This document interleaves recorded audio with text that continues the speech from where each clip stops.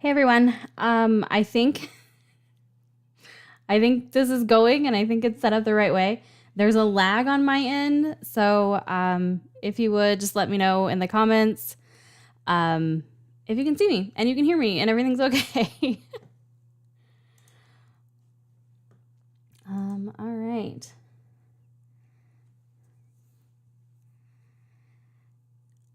There's lots of people here. I'm really excited that are here live. Thank you seriously so much for showing up live. I expected like absolutely no one to be here. Okay, awesome. Thank you. Okay, so before I get into the questions that like people posted for this Q&A, I want to kind of talk a little bit about the issues with the videos this week. I'm not going to go super detailed into it here because I'm planning on doing a separate video so that like everyone can see that, because I know not everyone's going to watch this. Sorry, YouTube's giving me like 18,000 pop-ups here. Okay, so the issue with the video, to kind of explain it very briefly, what happens is, sorry, I'm just like making sure I stay on top of the comments. What happens is when I upload a video, YouTube has this automated system that checks it for any like copyrighted content, which obviously there is in my videos. So Sauron, go ahead and add it in here. Totally. If anybody has any questions, definitely feel free to ask away in here. That's why I'm kind of monitoring the comments as well. So that I can answer those in addition to the ones that were posted on those community posts. So when I upload a video, YouTube's automated system checks it for copyrighted material. And then if it detects any of it, what it will do is it'll tell me, hey, you've got a problem with this part, this particular like set in your video, this timestamp. And then, you need to go correct this. And like right now it's blocked and no one will be able to see it if you publish it. Sometimes it'll tell me you can publish it, but we're still putting a copyright claim on it, and any ad revenue earned from it is going to be paid to the company that owns it. So like for the OC, or not the OC, sorry, One Tree Hill, it's Warner Brothers. For Doctor Who, it's the BBC, obviously. Which that's fine. Like I just turned on the monetization like 2 days ago, and it's literally pennies. It's like nothing. So I don't care. But then I have the option to dispute the copyright claim that YouTube puts on it. So the thing to note here is that it's not actually, doesn't surprise me that it's Titanic related. Okay. Yes, I will. Oh, okay. Awesome. So you did Titanic and Supernatural in one question. I love you. I will definitely get to those. So when I file a copyright claim dispute, that goes to the company who owns the copyright. So YouTube puts the claim on my content through that automated process when I upload it. It's not actually the company. So when I was struggling to put Doctor Who up today and One Tree Hill on Tuesday, it wasn't because Warner Brothers or the BBC were giving me issues. It was actually YouTube. So when I file a copyright claim dispute, the company gets 30 days to review it, review my content, and decide whether they want to release the claim, basically saying like, yeah, we think this falls under fair use. You're good to go. You can have it. You can publish it. You can earn money from it. We don't care. Or they can say, no, this is our content. We're keeping this claim on it. You can't put this video out there. Or they just don't respond at all, which is what happens most of the time. And the 30 days expires. And if that's the case, if we reach the end of the 30-day dispute period and the company hasn't responded, then YouTube automatically releases a claim, and then the video is free and clear and I can post it. Probably way more than you ever wanted to know, but it's kind of important to have that backstory. So this is what I'm running up against, is having to try and get YouTube to let me actually post the video. Because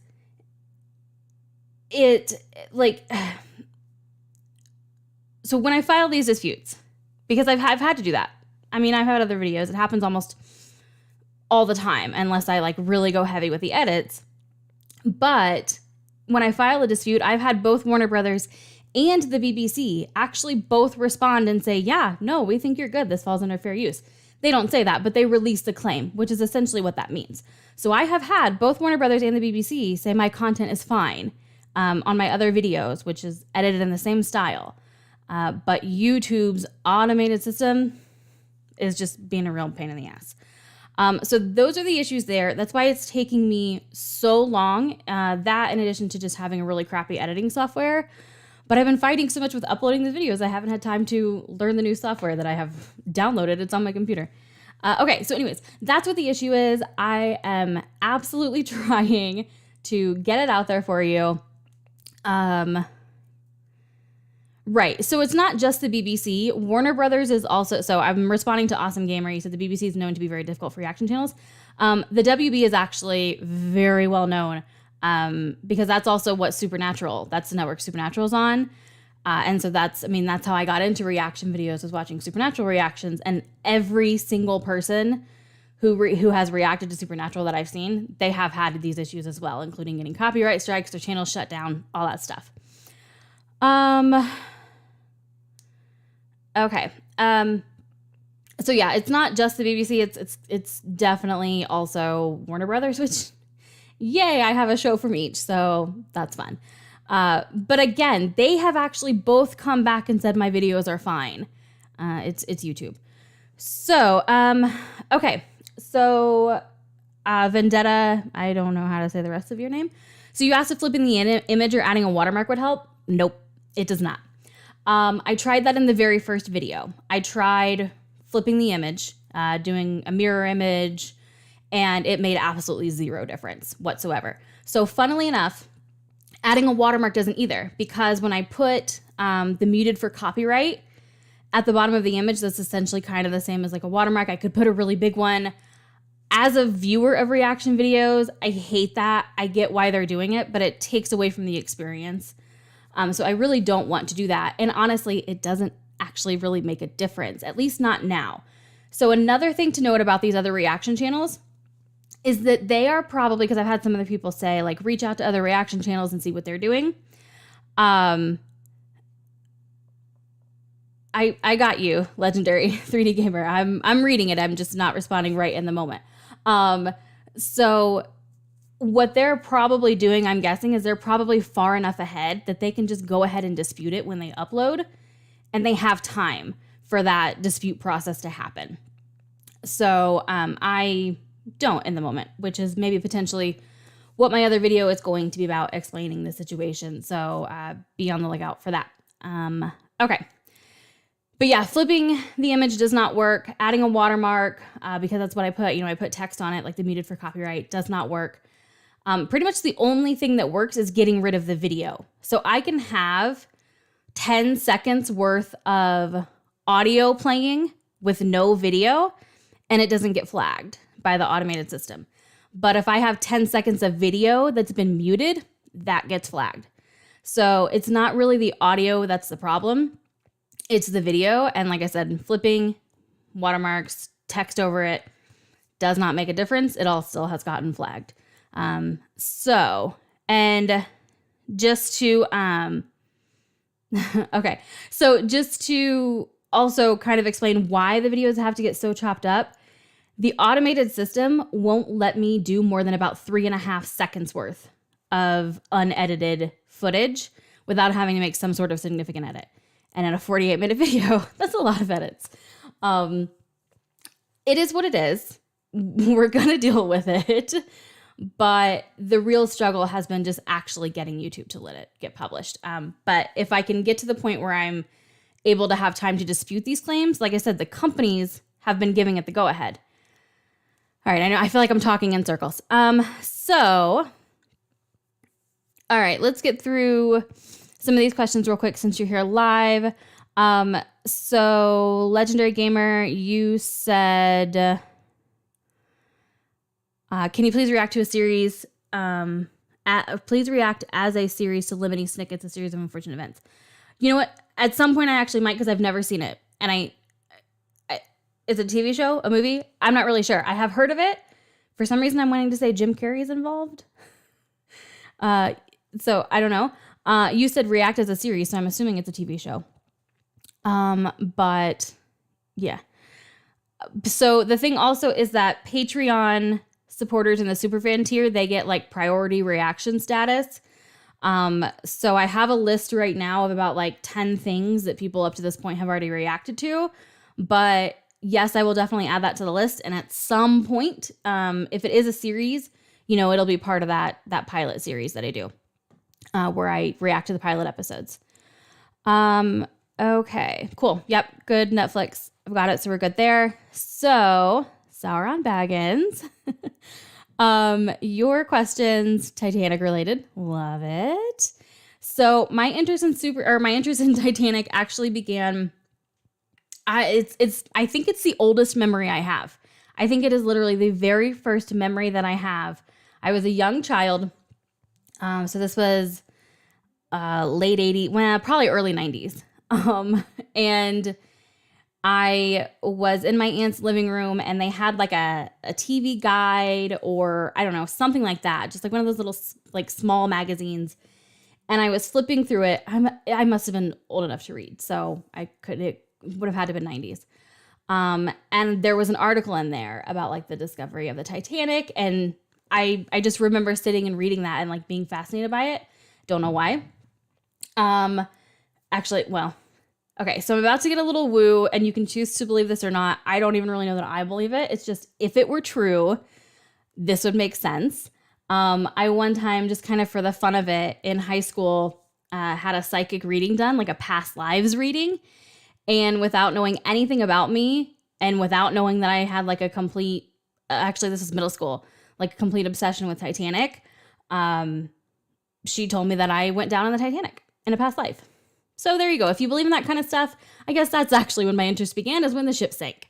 But in this lifetime, it began when I was reading an article about it as a very young child, and it just stuck with me. And is it true that Supernatural did a Titanic episode? Yes, it is true. But it's probably a little different than you think, because it's more about the movie. Well, no, actually, it does have to do with the ship, but it doesn't like take place on the ship or anything.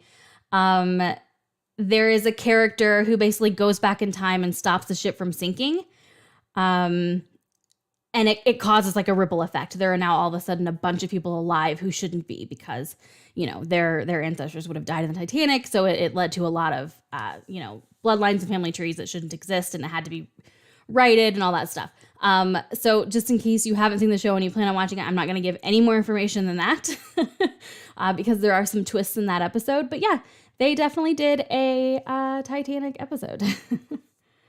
Okay. All right. So Awesome Gamer, I'm really glad I stuck with Doctor Who as well. Thank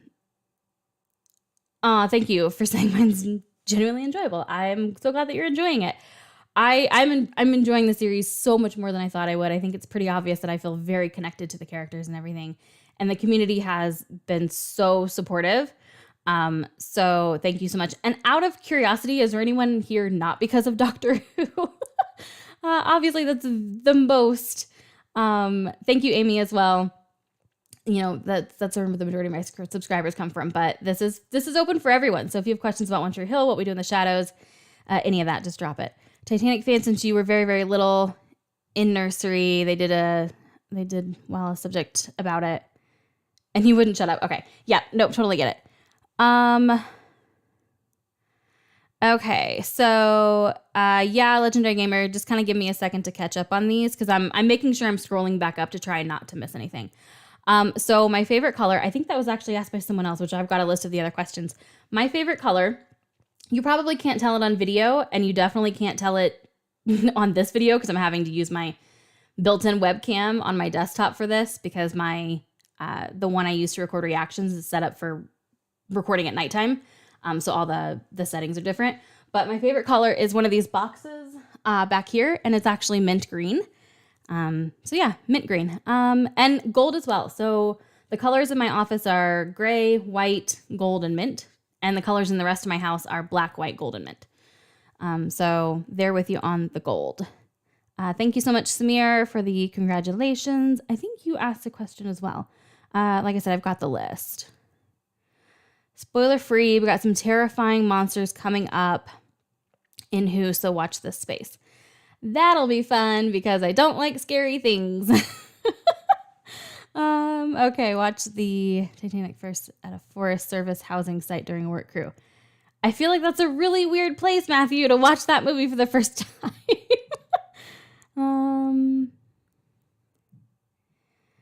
Okay, totally here because of Doctor Who. I get it. I totally get it. I just want to make sure I don't miss the other people who are here for other things if they are here for that. I don't want it to be like fully Doctor Who talk if there are some people here for What We Do in the Shadows or One Tree Hill. Aw, thank you so much, John. Do I have any comfort shows that I watch when I'm feeling down or stressed? For me, it's The Big Bang Theory, Family Guy, and The Office. So I've actually never seen a single episode of The Big Bang Theory. I visited some sets of it back in October. I did the Warner Brothers studio tour in Los Angeles. I was in Arizona for a work conference and I had a free day. So I flew over to LA for the day just to go to the studio tour. And they had the Friends sets and the Big Bang Theory sets. So I've seen the sets. I just don't know anything about the show. Okay. So comfort shows, yes. I tend to rewatch the same shows and reread the same books. My comfort shows, and this kind of tells you how messed up I am if you watch the show, is Supernatural. Like if I'm stressed, if I just need to check out for a little while, zone out, I'll throw on Supernatural. But that's not the only thing. Schitt's Creek is another one for me. Schitt's Creek is another big one where if I just kind of need something on where I don't have to think about it and I can just enjoy the moment, I can laugh for a little bit. That's definitely one of them. Whovian community is quite divided. Don't worry, every fandom is quite divided. It is the same in Supernatural for sure. Not sure if you've answered this or you've said it in another video, but will I consider watching GW spinoffs? So that is one of the questions I'm going to answer. Evolution of the Geek. I do know someone else asked that, so I will answer that when I go through my list. Love that you like Doctor Who. It's always fantastic to get new people into the series. Thank you, Loki. Which it's funny saying your name like that. It's like Loki. Which, by the way, I don't really know anything about that stuff either. I know who a few of the characters are. I think that's Marvel. I don't know anything about that stuff. Okay. Hi, Brittany. I'm enjoying your channel. Okay. Thank you so much. The Angels have the phone box. Appreciate that. Just kind of scrolling through, making sure don't miss any of this. If you only sub to me to watch Doctor Who, I am totally fine with that. Okay. Oh, you love Schitt's Creek. I love Schitt's Creek too. So my background on my desktop that I'm using right now actually has like a Schitt's Creek quote on it because this is my like work computer. It's the one I use for a lot of my work calls and stuff, and so I have to share my screen. So I can't use the Supernatural background of like the hot guys for that. Not super professional. But it's just like a background that I made with like a bunch of pretty flowers, and it has a quote from Moira Rose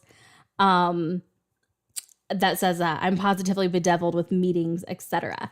I just thought it was appropriate for my work computer. So if you know the show, that's what that is. I totally love it. Okay, I'm going to open up the questions. Came for Doctor Who, but stayed for What We Do in the Shadows. Love it. So 9 Voices.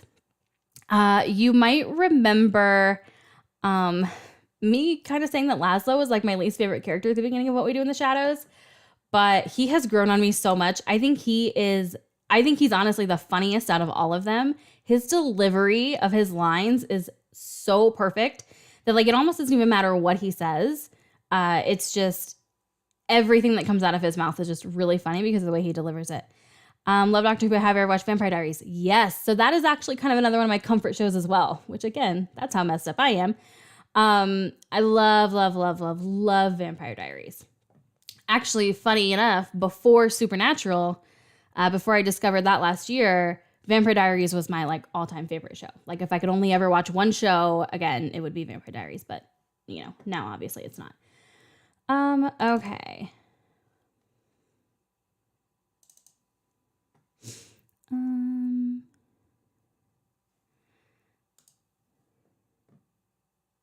Yeah. So Flora, I have gotten that already, where the fandom's really divided on season 11 through 13. I've had a lot of people say like it falls off in the later seasons, it turns to garbage, it's terrible. Yeah. But the thing is, so honestly, the same thing happens with Supernatural. The fandom's really divided there. There are some who say that it should have ended at season 5. There are some who absolutely hate the last seasons. The earlier seasons are my least favorite, and the last seasons are some of my favorite. So I'm not really going to let that influence me when people are saying like, oh, the last few seasons are garbage and it really goes downhill, because I have learned that actually, I've learned that I tend to kind of go against what the majority of a fandom tends to think.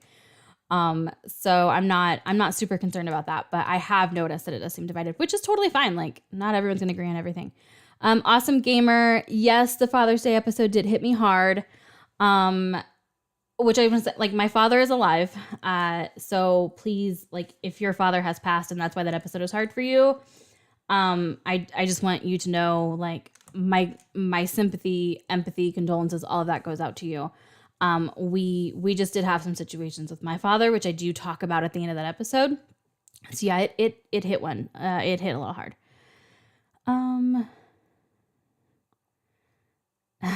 Okay. Okay. Yeah. See, Flora, you know. Okay. So the first questions, from the list, which Obi-Wan, I know you said something about making sure that the rescue pups were on screen. If you rewatch this, or if you watch the replay, they are here, but my husband's getting ready to leave, so he's like in the background, and does not want to be on camera. It is so not his thing. So my door is shut. Maybe if I'm still on when he leaves, I'll open it up and bring him in here. So Isaac Clark. Hi, Isaac. These questions are from him. So first one was, how did I get into Doctor Who? Honestly, I was looking for things that I hadn't already seen for this show, and I knew it had a ton of seasons, which I now know are series for this new version. That was honestly kind of it. I figured, like, I have seen, like, there's merchandise in the stores, and you can't be a human being on this planet and not have at least heard of Doctor Who. And like know a little something about it. So I just kind of figured, like, if it has this big of a fan base and it like has merchandise, like, chances are it probably is pretty good. So let's just give it a shot. That literally was about all the thought that went into that. I needed an episode to do for my pilot series. I knew it had a lot of seasons, so if people liked it, I'd be good.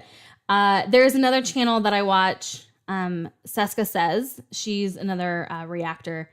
I watch her Supernatural stuff, but she also does Doctor Who. So her stuff pops up all the time. And so she might have been where I got the idea, where I just had Doctor Who like on the brain to try. But I don't know, like, I have never looked at any of that stuff, obviously, because I had never seen it. So it didn't really mean anything to me. Okay.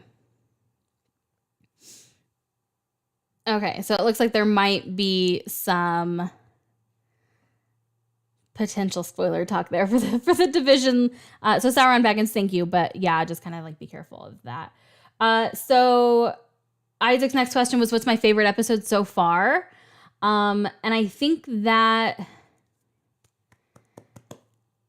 it might have to be a tie between Dalek and oh my god, I'm blanking on it right now. Episode 3 with Gwyneth and the Gelth. I know a lot of people that wasn't one of their favorites, but I really, really enjoyed that show or that episode. And then Dalek, obviously, I mean, you saw in the reaction, it got to me as well. And it's nice to react to something that has me like so stunned because I'm so captivated by what's going on. So those two are my favorite so far. What inspired me to create these reaction videos? Is it possible for us to see the chat? I think some people are seeing the chat because like I know people are like commenting back and forth to each other. Yeah, Seska Says is amazing. Love her. Love, love, love, love, love her. When did you decide to make a YouTube channel and why did you want to do it? So this is perfect. So actually it started I first started watching Supernatural last year. I binged all 327 episodes of the show in 1 month. And then I needed more content to consume, so I turned to YouTube and I started watching convention videos. And then just in the suggested, I saw that there was a reactor called Dakara Jane, who I love. She's still my favorite reactor, by the way, who was doing Supernatural. And she had nearly all 15 seasons of the show. And so I was like, what is this about? Like, is she just like watching the show? What? I don't understand. I didn't know what reaction videos were. And then I watched it and was like instantly hooked. I loved getting to experience the show for the first time again with her and like seeing what she was going through and remembering how I felt. And so yeah, it just started by me just truly being a genuine fan of reaction videos and other reactors. And maybe it was a little bit ego, but it was kind of like, I think I could do that. Why not? Let's give it a shot. And that's kind of how it started. Okay. So Classic Who I think comes up in these questions. If not, I'm definitely going to answer that. Okay. The next question from Isaac. What do I rate Doctor Who out of 10? I feel like this is a loaded question to say when there's a chat full of people who the Unquiet Dead. Thank you, Ian. Thank you. Okay. All right. So let me preface this by saying, you know how much I love Supernatural. Supernatural does not even get a 10 out of 10. Okay. Supernatural gets like an 8.5, 9 out of 10. So I, right now, with only having seen now 8 episodes of the show, which I feel like is not very much, but based on these 8 that I've seen and how much I have enjoyed them and like how excited I get when I have a chance to sit down and record the next one, I would probably put it at, an 8. Bearing in mind that my all-time favorite show is only like an 8.5. Because I mean, no show is perfect. Like it's just not. Like I feel like a 10 out of 10 is impossible. And if I were to give Supernatural a 10, then I think Doctor Who would be a 9. So hopefully I don't get any hate for that. Okay, Evolution of the Geek. Who, you were asking Supernatural questions. I will definitely answer that. Dakara is great. You're watching her Buffy ones, Vina? Yes. So I totally loved Buffy. Like I was the peak age for that when it was on TV originally. And so I've actually been meaning to like go watch her Buffy ones, but I just haven't had time. But yeah. Okay, so the next question, why do I hate Mickey? So I actually already answered that, Isaac, in the mid-series thoughts video, so I'm not going to answer it here just because it's going to take up a lot of time. But that was answered in the mid-series thoughts video. All right. So really quickly, who's my favorite, Sam or Dean? You definitely a Dean person? I am a Dean girl. I love everything about Dean. I love everything about Jensen. But I also love Sam. The fandom there is also very divided in some instances. So I adore Sam. I also like Jared. I have no animosity towards the character, the actor, but Dean is just, he's everything. Sauron, you've never watched Supernatural. Do it. Okay. All right. So Cindy Pavin, I don't know how to say her last name. Correct me, please. Question number 1. Paranormal investigator. Really? You just keep getting cooler. What's it like? Is there one experience or place that I have investigated that stands out the most? And what was it and why? And then Henry from Colorado, you also wanted to know about paranormal investigating. Okay. I like that question, Awesome Gamer. I'll have to think about that a little bit though. About my favorite villains so far. Okay. So paranormal investigating, again, take this with a grain of salt, choose to believe it or not. I don't even believe it half the time. It is what it is. When I was a young child, I had a deceased relative, my grandmother, who apparently used to speak to me. I have no memory of this. My mom and my other grandmother, who neither one of them are like into the paranormal, they used to say that like I would tell like the same story she told, talk about her friends as if they were my friends, And anytime they asked me like, where did I get that information from? I'd always just be like, oh, Grandma so-and-so told me, even though Grandma so-and-so was dead. So apparently that's when it started. And I've just kind of been fascinated by it ever since. I've had experiences just about everywhere I've ever lived. So Grandma might not be gone, but I definitely don't talk to her anymore though. And in terms of investigating, one experience or place I've investigated that stands out the most. So I think I might go with maybe my favorite place I've ever investigated. And this just happened. I did a paranormal road trip last Thanksgiving. So I am on a paranormal investigations team here in Colorado. And a few of us did a road trip to the next state over to investigate a few places. And one of them was called the Sallie House. I don't know if it's as well known in the UK as it is here in the US. Here in the US, it's like infamous. If you pretty much know anything about like the supernatural and haunted locations here in the US, you know about the Sallie House. It's like a reported demon haunting. I don't know about all that, but it's just a very, very infamous house that I have known about for years. It's been on my bucket list, and I got to finally go do it last Thanksgiving. And it was just like so surreal being in this place that I have watched so many shows about. And like I slept on the couch and hung out in the basement where the demon supposedly lives. And it just was a really, really, really cool moment. I do have a TikTok account under the same name as this channel. So Brittany Felix Reacts. I don't do very much on there because I don't know how it works. But I do have some videos posted, and most of them are paranormal related. So they're just basically like tours of a couple of places that we went to on that trip. And then my team also hosts some investigations like the public can come join us on at some local haunted houses. So another fun fact, since I hate being scared, I will not do a haunted house like during Halloween with like all the actors and stuff. I will not do it. But we go into the haunted houses when they're empty in the middle of the night. And I love that. And so that's something I do. Okay. So all-time favorite movie. That's Cindy's next question. And I am seeing these questions here in the chat. So definitely, I'm not ignoring you and I will get to them. All-time favorite movie. I did mention this briefly in the mid-series thoughts video. And I realized that this makes absolutely no sense whatsoever, but it is Spaceballs. But it might honestly be more for just like the sentimental aspect of it.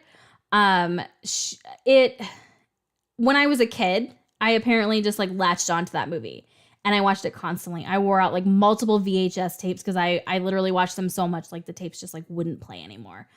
And I did that more than once. And so now, like as an adult, it's one of my comfort movies.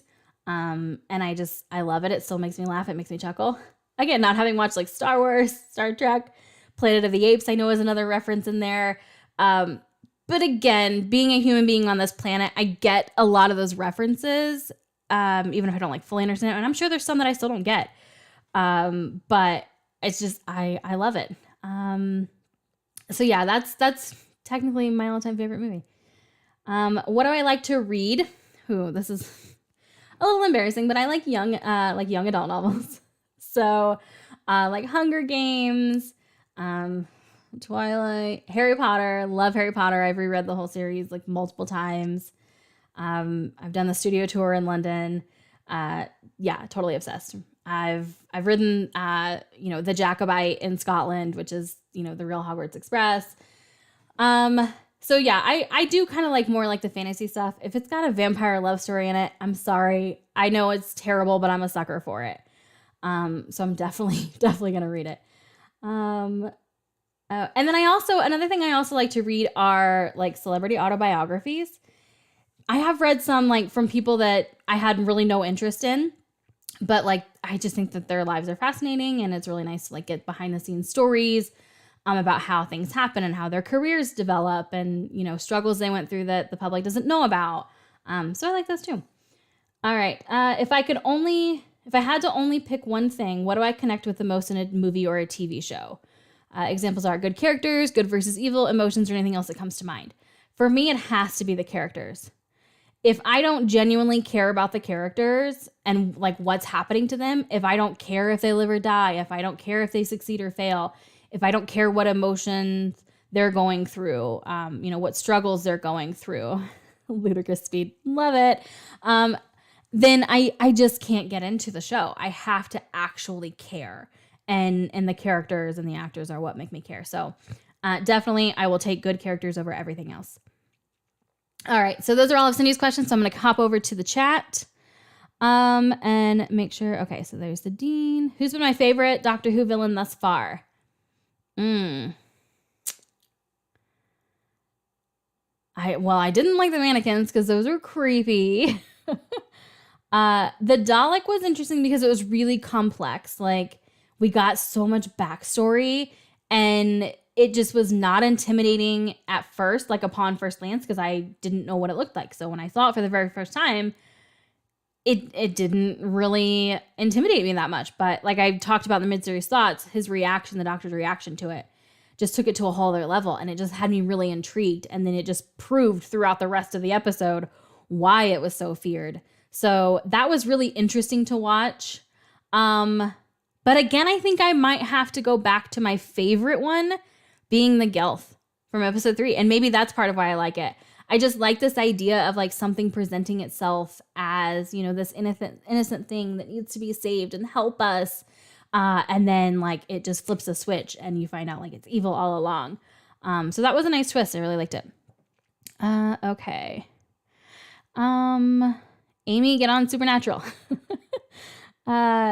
Timothy, I have not seen Firefly. I have seen people talk about Firefly.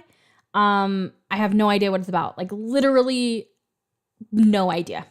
Not even the slightest. What time period would I like to see in a Doctor Who episode? I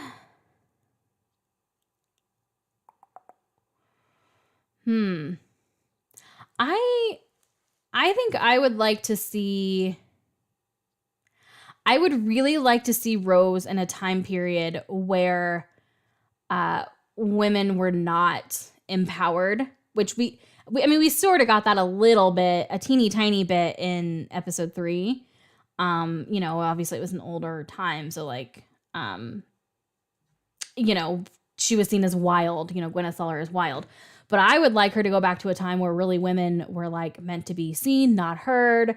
You have to like know your place. You're really there to serve the man, because Rose is just like me in that sense of like, she would not be able to hold her tongue. She would not be able to hold back. And I would love to see her in that situation and like see the Doctor react to her not being able to just like chill for a second and like getting them in trouble, because she's just so outspoken and she's so strong. That I think it would just be really interesting to see an episode like that.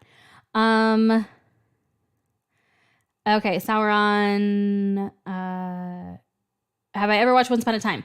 Yes. So I watched the first few seasons of Once Upon a Time, and then I kind of gave up on it. Not necessarily because like I didn't like it anymore. I think there was just a lot of stuff going on, and it wasn't a priority at the moment. I really, really enjoyed the beginning of it, but it was kind of starting to like taper off a little bit for me. And then I found out that, I don't know her name in real life, but the actress that plays Emma was like leaving the show, and they were like jumping back to where she was a kid or something like that. And so like I knew that was coming, and I just kind of lost interest a little bit. And like I said, things took a higher priority, and I just never went back and continued watching it. Do love watching the Dead Files show. I have heard of the Dead Files, but I don't know what it is. Is that for some reason I feel like that's like an older show. Like it's like a few decades old. I could be totally wrong about that though. Villains are one of your favorite parts about the show. Behind only the main characters themselves, they can impact someone's opinion so much, and I don't think they get enough credit sometimes. Oh, absolutely. Awesome Gamer, I completely agree with you. And what I love are villains who kind of like the Dalek, like at least for me, because I didn't come in knowing the whole backstory. For me, I felt sorry for the Dalek, and I'm like, why am I feeling sorry for this thing that's clearly supposed to be the villain? And that makes it so interesting to watch. So I love villains who have, soft sides, or, they toe the line between good and bad. So you never really kind of know which version you're going to get. there are some awesome characters like that in Supernatural, and it makes it so, so interesting to watch. Low-key, used to live in Colorado. Loved it there. Wish you would have stayed. We've been here for 5 years now, I think. We came out here for a visit. We came out one weekend and fell in love and moved here a year later. You hate. Okay, Sauron, you hate seeing villains redeemed. That's so funny. See, I am totally about a good villain redemption story when it works. Like if they take the time to properly build that. So like, for example, like Supernatural does that over several seasons in most cases. And there's like backsliding. So you're almost never quite sure, are they a good guy? Are they a bad guy? And they're not usually ever fully redeemed, which is what I do like. Because they don't just like completely change who the character is, which I don't like when they do that. But it's when they come on the side of the good guys, but they still are like, have a little bit of their bad guy tendency. So you're kind of like, well, you know, yeah, I love that, that like juxtaposition where they're like team good guy, but like maybe I'm going to do it my own way where it's not the most moral. Yeah, so that's interesting. So I like paranormal investigations, but not sci-fi. So the thing with sci-fi is I typically don't like anything to do with outer space. That's the thing. And I realize like sci-fi is much more broad than that. And yes, I realize I did say that Spaceballs is my favorite movie of all time. But yeah, I just, you know, I mean, Star Trek was on TV when I was younger. My husband likes sci-fi, so he watches kind of a lot of stuff about like, you know, scientific advancements, and like he loves Aliens and Predator. You know, he's had on Stargate, the movie. And I am not a fan of any of those. So yeah, that's what I have to go off of.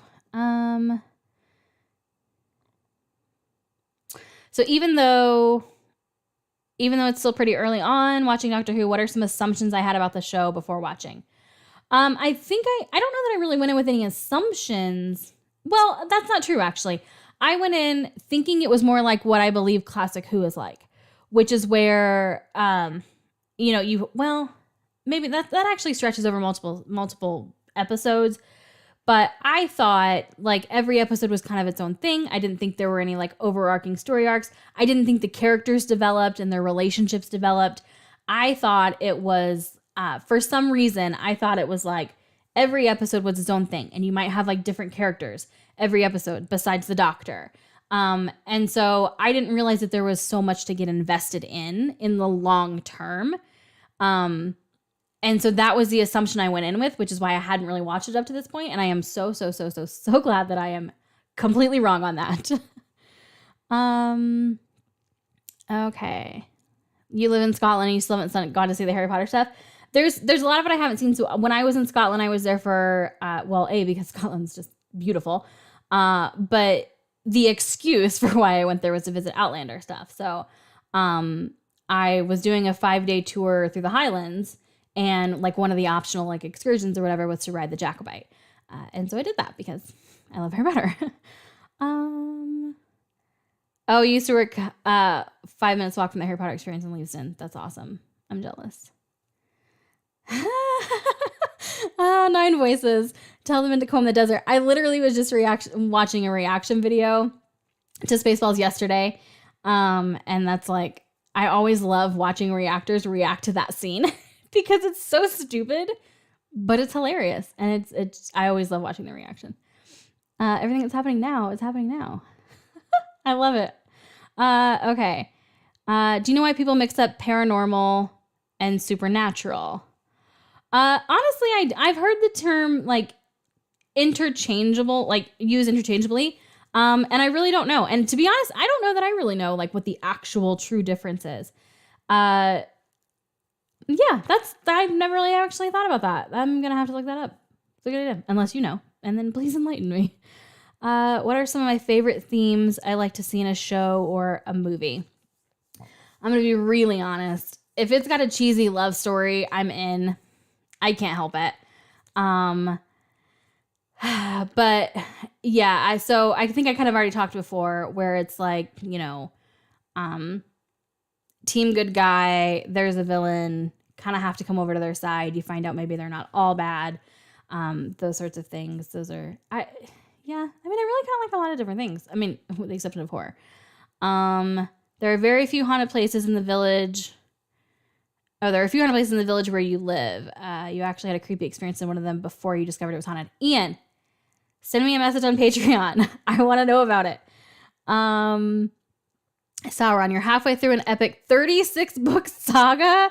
Holy moly. The Moreland Dynasty, which follows a Yorkshire family from 1485 to 1938. One of the characters got a job with the White Star. Oh, I love it. That's interesting. 36 books. Oh my gosh, I cannot imagine. Firefly. Oh, I lost it when I scrolled. I like that. Fun to watch, but the concept takes a bit to get used to. Okay. Isaac, no worries that you're late. I didn't think you were going to be here at all. So awesome. I did answer your questions a little bit earlier. Bad people with redeeming features, good guy with flaws. That's Doctor Who. And maybe that's why I resonate with it. Perfect characters are so boring. I don't want perfect characters. And maybe, honestly, for those of you familiar with Supernatural, maybe that's why Dean's my favorite. He is one of the most complex characters I've ever seen in any TV show or movie. And he has some flaws, but I love him. Firefly has the same showrunner as Buffy and Angel. It's a 13-episode and one movie sci-fi series about a plucky group of space pirates starring Nathan and Fillion. Oh, okay. Okay, thanks, Timothy. I didn't know about that. I liked Buffy and I liked Angel, so yeah. Skipping that comment. I didn't see that. I did. So I think it was Sauron just say something about spoilers. So I was able to skip a comment. So I have no idea what it said. I think it was something about like villain redemption was like all I caught from the comment. So I think I'm good. Sauron, I just made you a moderator. Thank you so much. My favorite animal, legendary 3D gamer. Dogs. I love dogs. I actually spent 4 years volunteering with an animal rescue, which was really mostly just a dog rescue. And one of the dogs that we currently have is actually from the rescue. She was one of our foster dogs. Yeah, she had my husband wrapped around her paw literally from the second we met her. We walked into the facility where she was at, like the owner of the rescue at her place, and we walked in the door to pick her up, and he had no idea which dog we were going to be picking up to foster until she could be adopted. And he walked in the door, and she literally just came and jumped right up on him. And she's like a 60-pound golden retriever lab mix. And he looked at her and he was petting her and he was like, oh, I like this one. And I was like, good, because that's the one we're taking. And then a few months later, it came time to try and adopt her out, and we just couldn't let her go. She'd been outside her entire life up to that point. She was 2 years old. So like she was terrified of being inside. She was terrified of being in a car. So we had to like really work with her and kind of rehab her to get her to just like know what it was to be a dog. And by the time we had done that, we were so madly in love with her, and she's the sweetest thing in the entire world. So yeah, dogs. And then beyond that, I really like elephants and dolphins.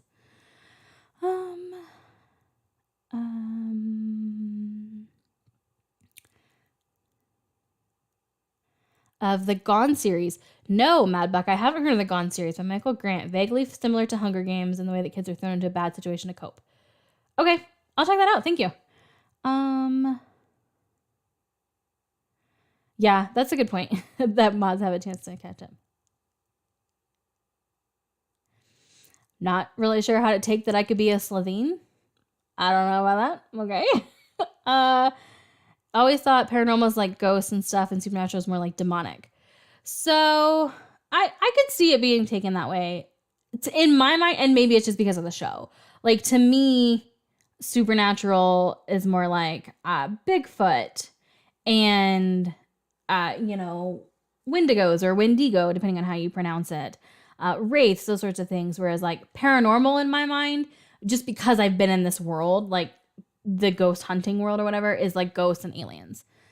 Again, that's just my whole thing. It's probably not even a thing.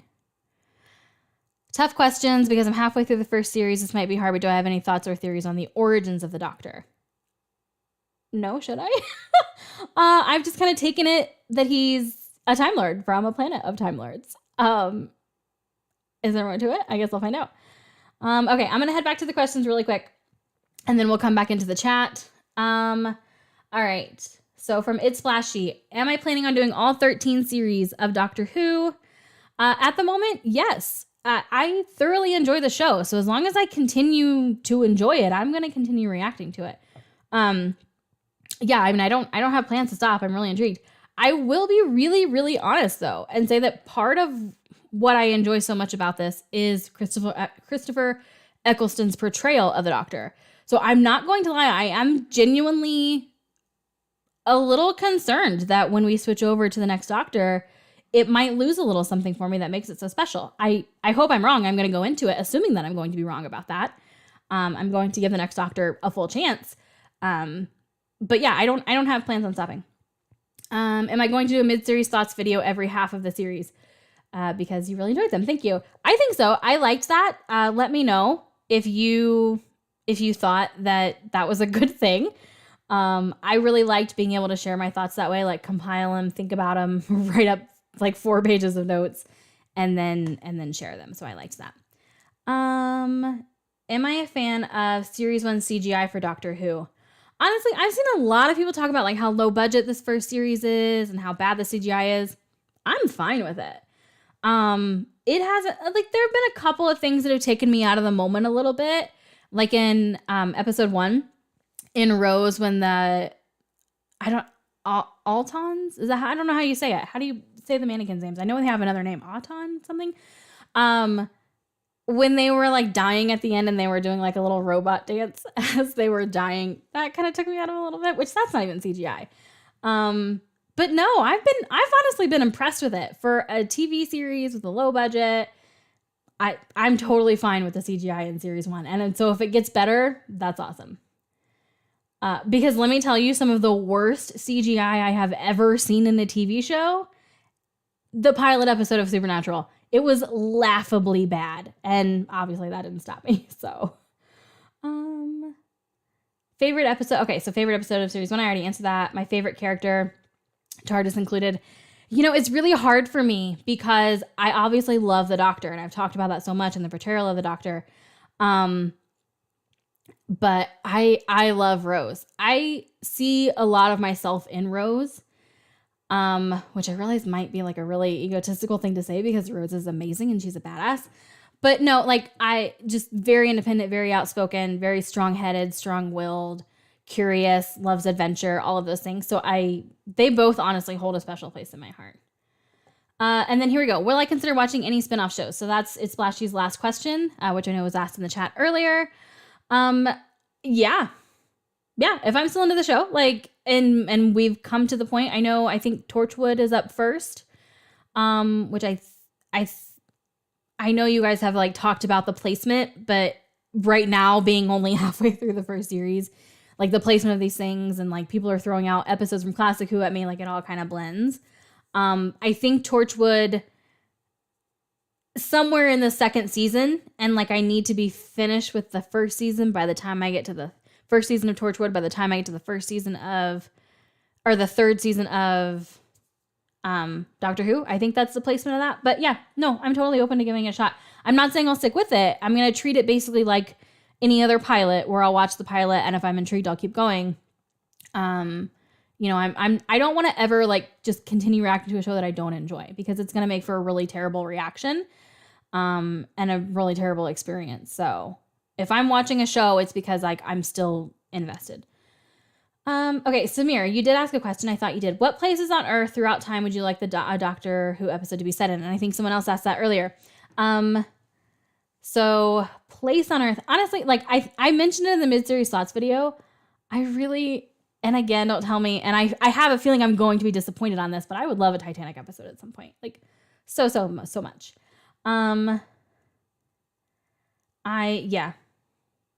It might also be fun to see one in like ancient Greece, because I've always been fascinated by that culture as well. So that might be another one. Okay, and then the last one I have here, and then I will be fully committed to these comments. Malcolm, you said you can't watch live because you're in New Zealand. Totally get it. But you did comment, you said that it sounds like I've traveled a bit. Wondering if I would be willing to elaborate on what countries I visited, what were my favorites, and where would I like to visit in the future. I love talking about travel.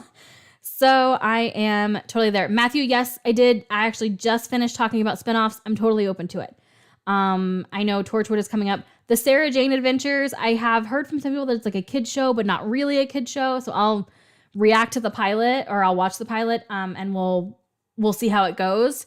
But Torchwood, some people have commented some things, not spoilery things, just as, like, it's very adult. There's some dark themes in it. Totally on board with all that. So I have a feeling I'll like Torchwood.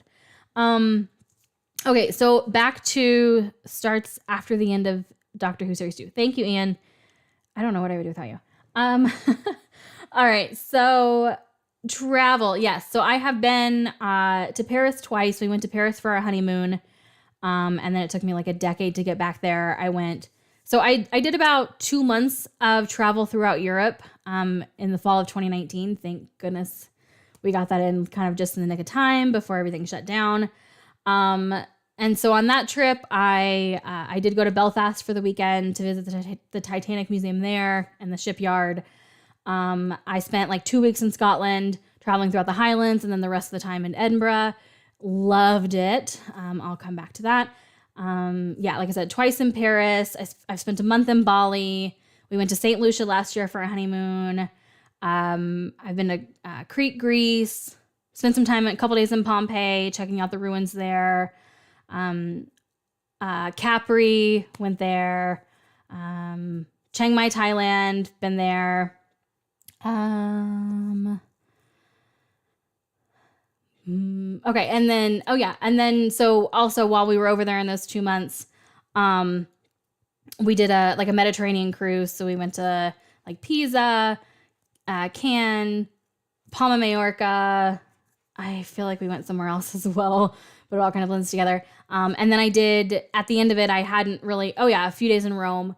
And then I hadn't really anticipated going to London, but I was like, I'm over here. I really want to go do the Harry Potter, studio tour thing. And so I like stopped in London for like 2 days, one of which was a work day because I work while I travel. And then the other day was to do that tour, and then I literally had to leave. So I I want to go back to London and explore kind of all over. I would move to Scotland tomorrow if I could.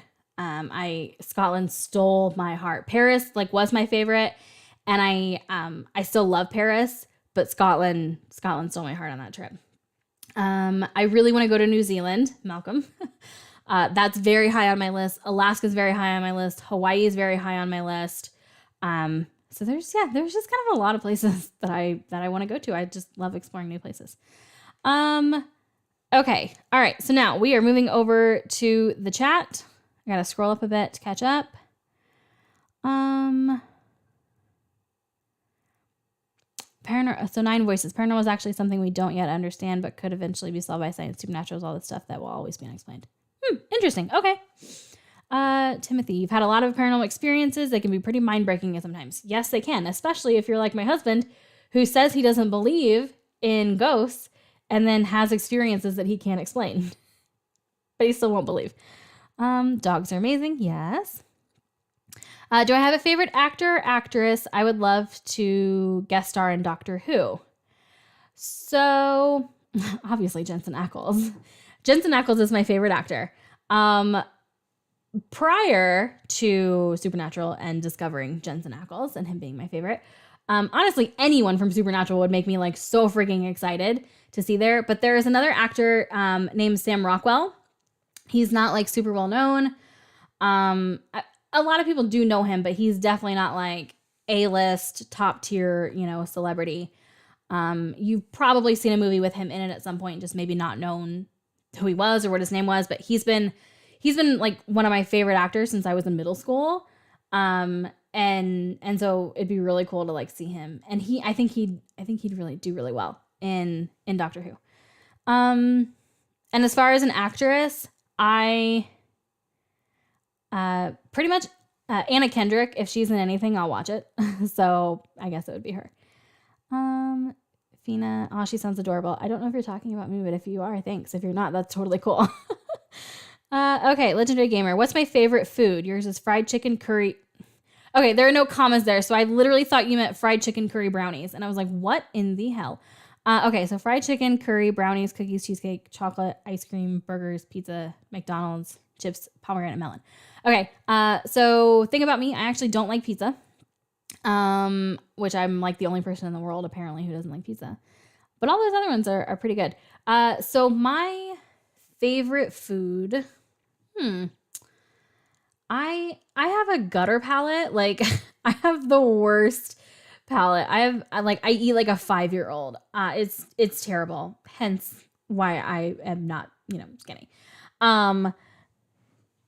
So ice cream. Oh, I love ice cream. Love ice cream. It's like my favorite dessert. Fried ice cream is amazing. I actually don't like chocolate either. I'm not a chocolate fan. Pretty much anything with peanut butter. If you have peanut butter in it. But honestly, like if I could only have one food for the rest of my life, it would be potatoes, which I realize is like the most boring thing ever, but they're so versatile and I love them. So yeah, potatoes. Potatoes are my favorite food. Do I find any of the aliens unsettling? That the Dalek was unsettling. I was so uncomfortable throughout that episode. I have an irrational fear of zombies. They're one of my top 3 fears. I hate zombies. And so that part was a little interesting in The Unquiet Dead, which is weird why it's one of my favorite episodes so far. So yeah, those have definitely been a little unsettling. And your dog used to be a stray. I found him in an animal shelter. He was found wandering the streets in the treatment. That like breaks my heart. That's how we got our former dog. We had a husky. She's since passed, and that's what the deal was with her as well. So thank you, Ian, for taking that puppy in. Awesome gamer. Can't stand people who spoil things in shows. Any shows. I just don't understand how that benefits anyone. Yeah, I don't really get the whole spoiling thing. The good news is so far on my channel, it has honestly been from well-intentioned people who are just really excited, and they don't because they have been, I'm assuming, so immersed in the world of Doctor Who that, especially like also Classic Who, you kind of just don't realize like what people coming into it for the first time know at that moment in time. But yeah, which by the way, anybody who has volunteered to be a moderator, I am working on that. Ian, thank you so much. I'm still getting everything set up. This week has been a total shit show with the issues with YouTube. I've gotten like 7 hours sleep total since Monday. I'm still getting all of that set up. Thank you so much to everyone who has volunteered to mod. I am putting some things in place to hopefully make it as easy for you as possible and the least amount of work for you as possible. We need kind people like me to help those pets and shelters. Thank you, Isaac.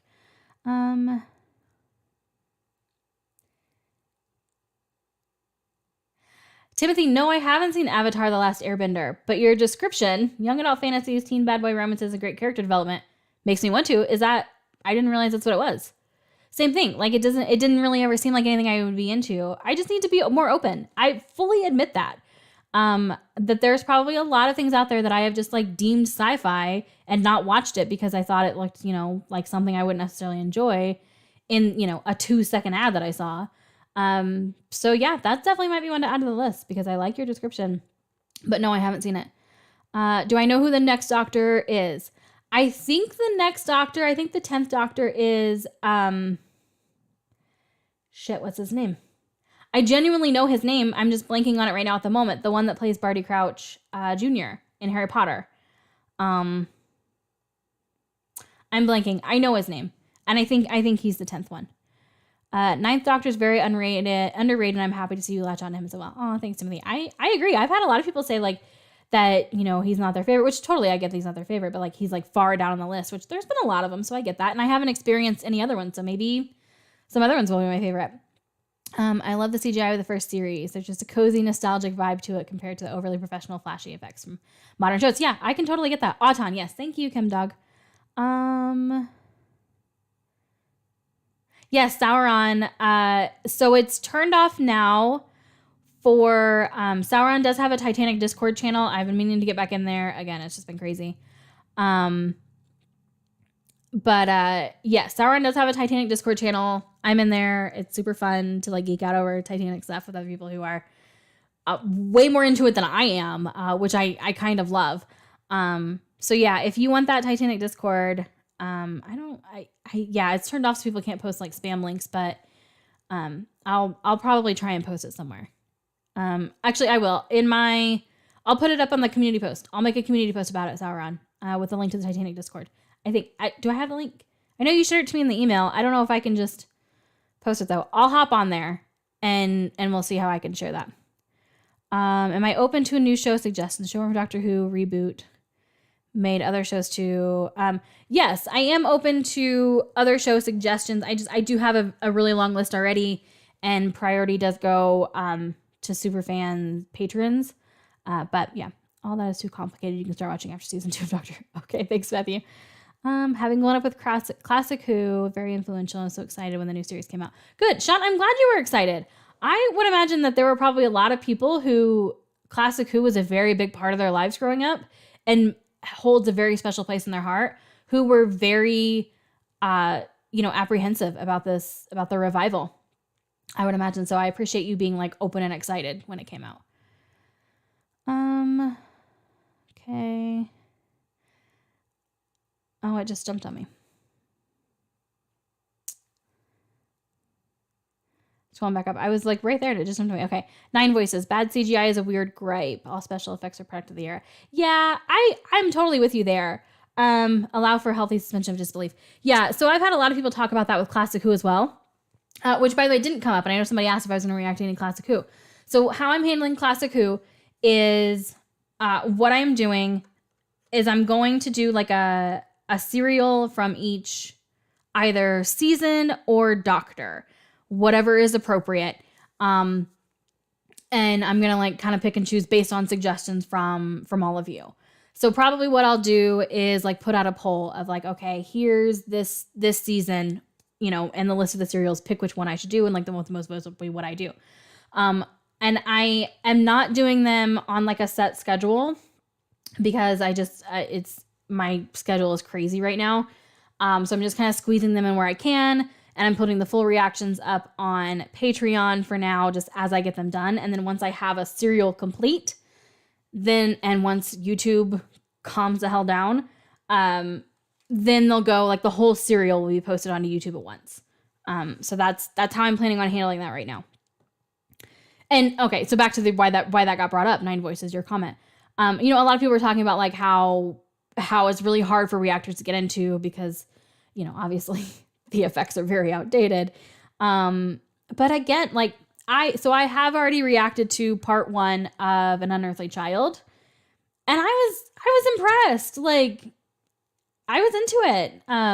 It's not my normal thing, obviously, but yeah, I don't judge things based on like the standards today. I judge them based on like, did they do a good job with what they had to work with at the time? And yeah, I feel like series 1 of New Who has done that. And again, limited view. Like I just saw that first part, but I feel like they did a good job with that too. Okay. Thanks, Loki, for even if I don't get into Sarah Jane, there's some that directly connect. Got it. Not really spoiling anything, but you can see Torchwood like a DW version of Supernatural. Well, then I am in. Totally in. Fina, you're going to Paris next week. I love it. Any special plans? Anything you're going to do while you're there? You were born in Edinburgh. I love it, John. I loved it so much there.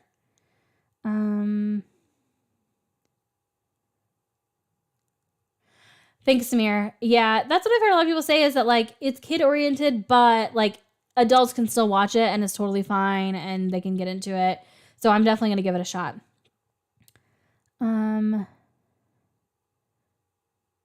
Thank you, Sean, so much for saying thank you.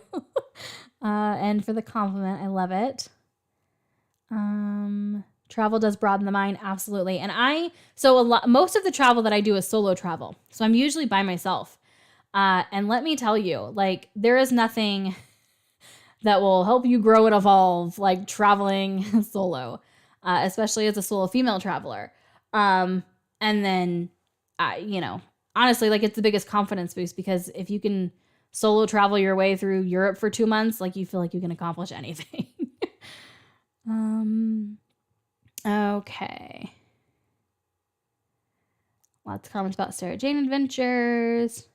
Timothy, do I have a favorite song or genre? Sorry if it's already been answered. No, actually, no one's asked anything about music. Chemdog Sam Rockwell is on a Law and Order episode. I need to find that. I did not know that. Thank you for sharing that.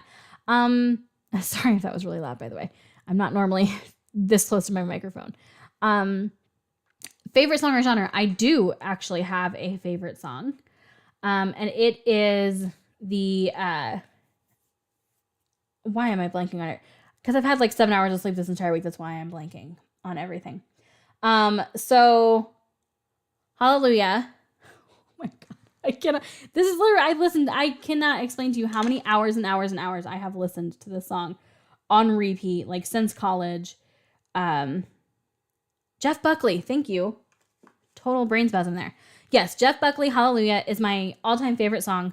When I am feeling sad, when I just kind of want to sit and wallow in depression, doesn't matter. Like whenever I feel contemplative, that is my go-to song. I love it so, so much. But also, oddly enough, Jensen Ackles, if you don't know, also is in a band. He has a group called Radio Company. I don't know if you can call it a band. Well, they play their own instruments-ish. But anyways, he's in a group called Radio Company. I actually have one of their like limited edition prints on my wall, signed prints over there. And his voice, I love it. I know a lot of people don't. I love his voice, and he has some songs on there that are so good. Let me go pull the album names really quickly. While I'm doing this, though, I'm gonna thank you, Sauron. Thanks, Fina, when we met her. Yeah, God, they have such a special bond. She is so attached to him. 9 Voices, Jensen Ackles is about to be in The Boys. I know, I'm so excited. We have already watched the first 2 seasons of The Boys, and I had already watched it before I knew that he was going to be on a Soldier Boy, and I cannot freaking wait. I'm so excited. Sam Rockwell is incredible in everything he's doing. So 3 Billboards Outside of Ebbing, Missouri. I actually have not watched that one yet. I don't know where I've been, but I have heard that. I have heard that he's really good in that. I've heard it's just an amazing movie. Jealous I've been to Pompeii. It was amazing and heartbreaking. And it was honestly, I mean, it was just a very surreal moment. Because like, you know, you're there where they have the cast of these people, because Pompeii, at least not that can be publicly displayed, I don't think have any actual remains. They just have like the cast. But still, like, this is a very heavy thing that happened there. And like, you've got tourists taking selfies and stuff. And like, so that kind of took away from the moment a little bit. You know, here I am just like crying. What a shock. Looking at these casts of these like 7 people, you know, that's where they died. And then there's just stupid tourists taking selfies.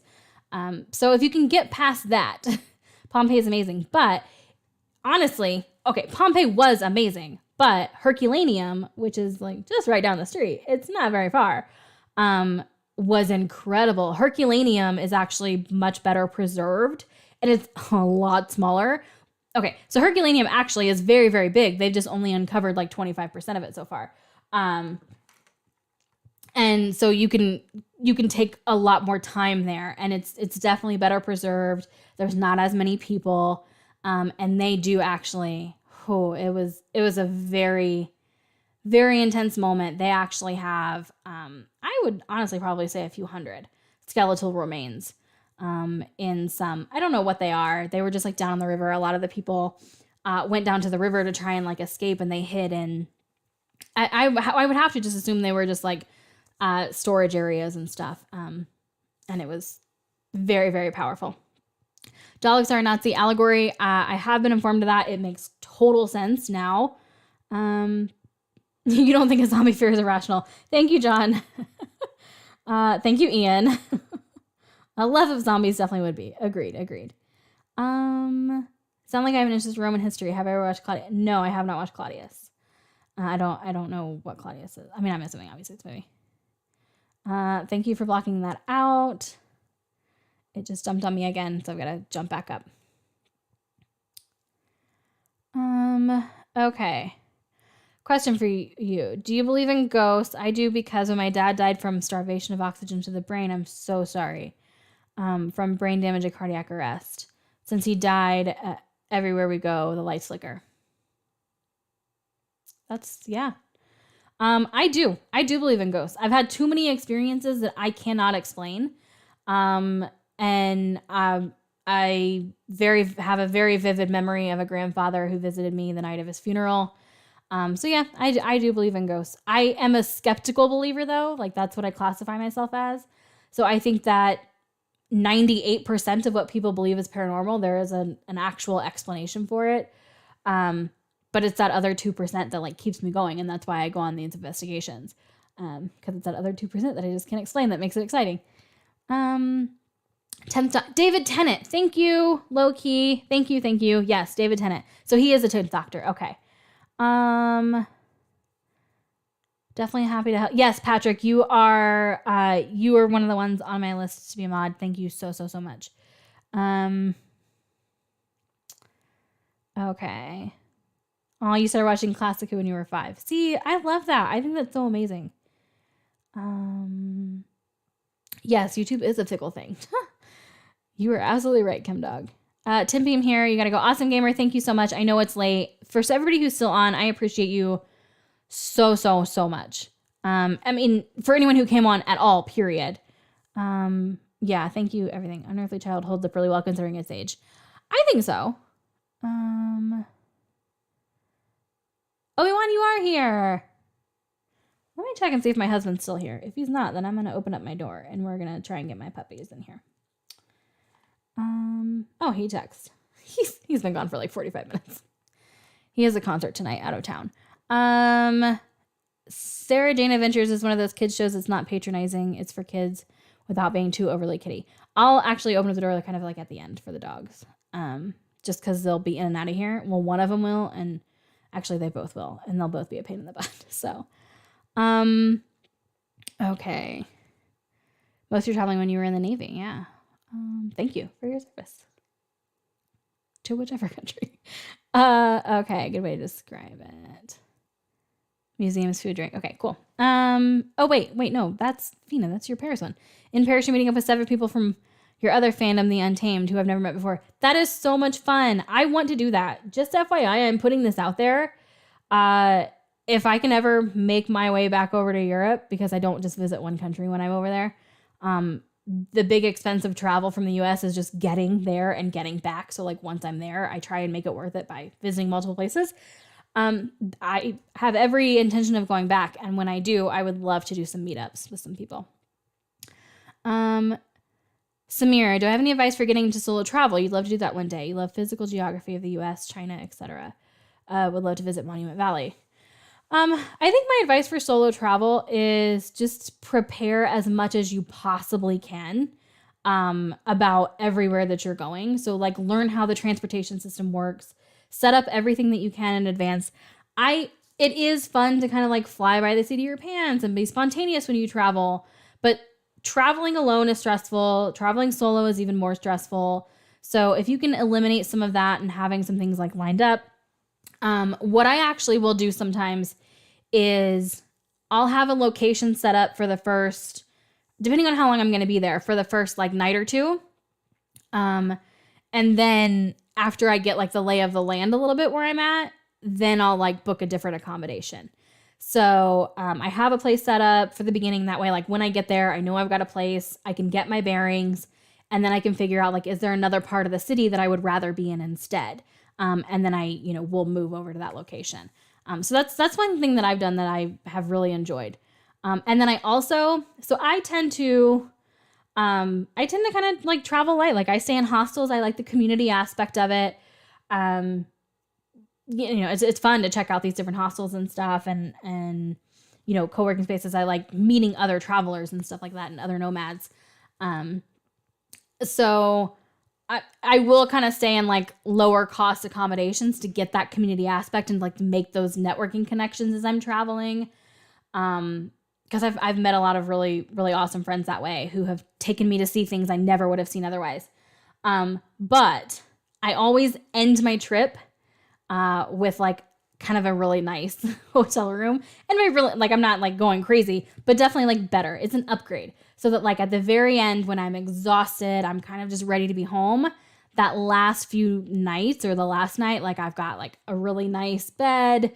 It's really comfortable. Like it's private. And I can just kind of like decompress from the trip and make my way home. I've really liked that too.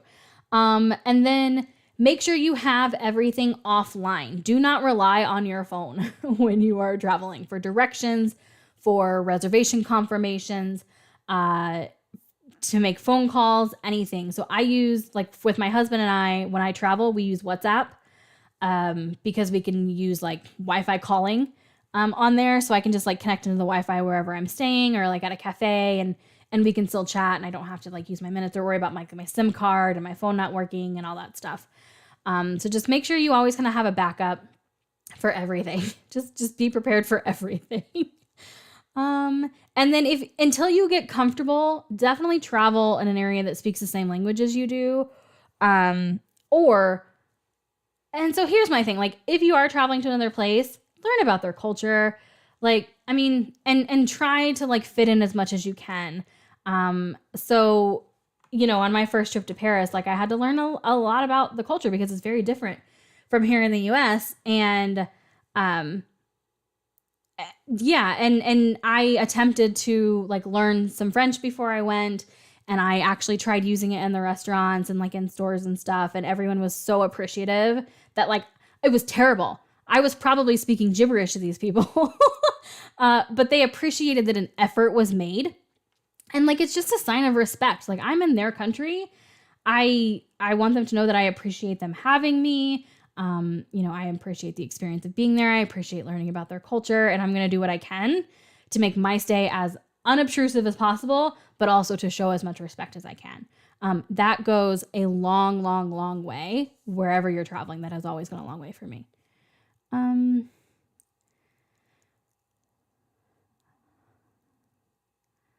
Bye, Isaac. Thank you so much for joining. Okay, I have to jump back up a little bit. Skipped on me. Ian Smith, Grace, great album. Jeff Buckley, yes. Okay, Mad Buck. Of all the side characters and villains who Dr. Farrar would like to see return in a future episode.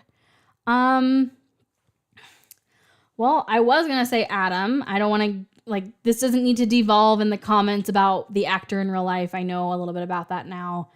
I would have said Adam before the long game, but no, I'm kind of done with him now. Gwyneth is my, like, I have just for whatever reason latched onto that character. My heart just like latched onto her. And so I would love to see her somehow come back. I do know that the actress that plays her is in Torchwood, I believe. But I would like to see the actual character of Gwyneth come back. I know that she's dead, but, Isaac, if you watch the rest of this, is it bad that your taste in music is TV movie themes? Absolutely not. Your taste is your taste.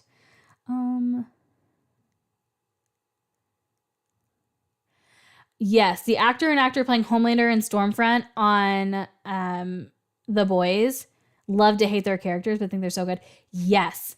Like, the actor that plays Homelander is incredible because they have put him in some ridiculous situations and he pulls them off flawlessly. And he is like, you hate him so much because he is so damn good. What do I think Bad Wolf is? I genuinely do not have a prediction for this. I don't. Like, obviously, my mind goes to, like, an actual wolf, which I realize is probably not out of the realm of possibility on Doctor Who. I don't think that's it. So, yeah, I genuinely have absolutely no idea what this whole Bad Wolf thing is going to be about. Such a different feel with Herculaneum. Yep, absolutely, Fina. Sam was in 2 Law & Order episodes. Kim Dog, were they back to back, or did he, like, show up as 2 different characters? Okay. Thinking about visiting Pompeii, but there's nothing set in stone. Everyone should visit it. Everyone should absolutely visit Pompeii at some point. It's just, don't miss the opportunity to do Herculaneum while you're there and so close. I actually preferred it over Pompeii. I feel like it's weird to say I preferred a civilization that was completely wiped out, one over the other. But it just was a much, much more powerful, kind of low key experience. Like they're just, yeah, there wasn't all the, I mean, there's still tourists there, but it's not quite the same as Pompeii. From the East Coast of the US. Yeah, US people.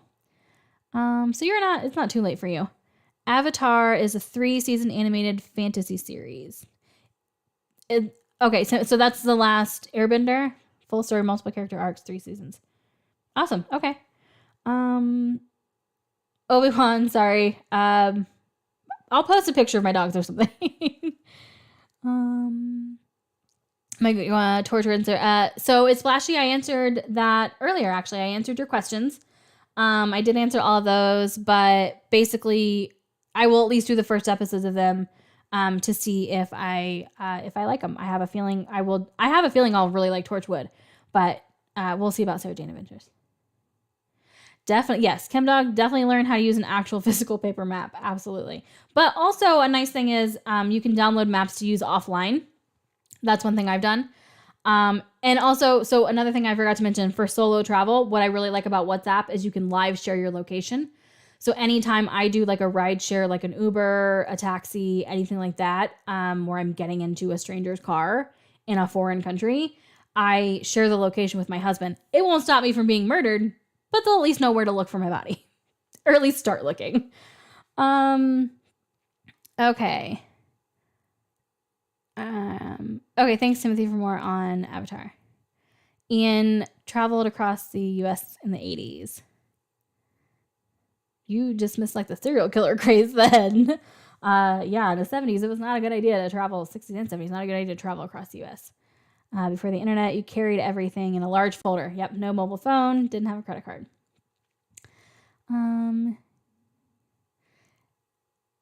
Young, so I just think reckless. Bit of a Titanic geek. Would you want to travel first, second, or third class? I mean, I'm not gonna lie. I can be a bougie bitch at times. So like, I would definitely want to be in first class, but I would be like Jack and sneak down to third class to hang out with those people because they were way more fun and definitely way more interesting. I don't like stuffy people, but I like being comfortable. He was 2 different characters. Okay, awesome. Thanks. Okay. So yeah, if you guys have any more questions, definitely feel free to drop them in the chat. I've answered all the questions that were posted on my community posts.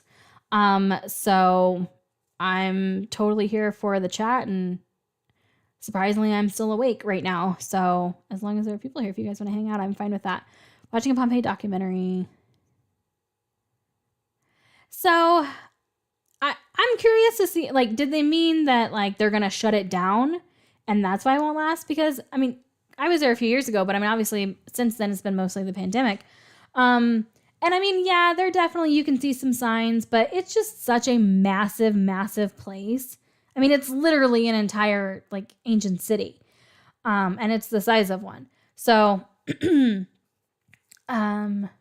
so yeah, like it still was mostly well preserved, but yeah, Herculaneum was definitely better.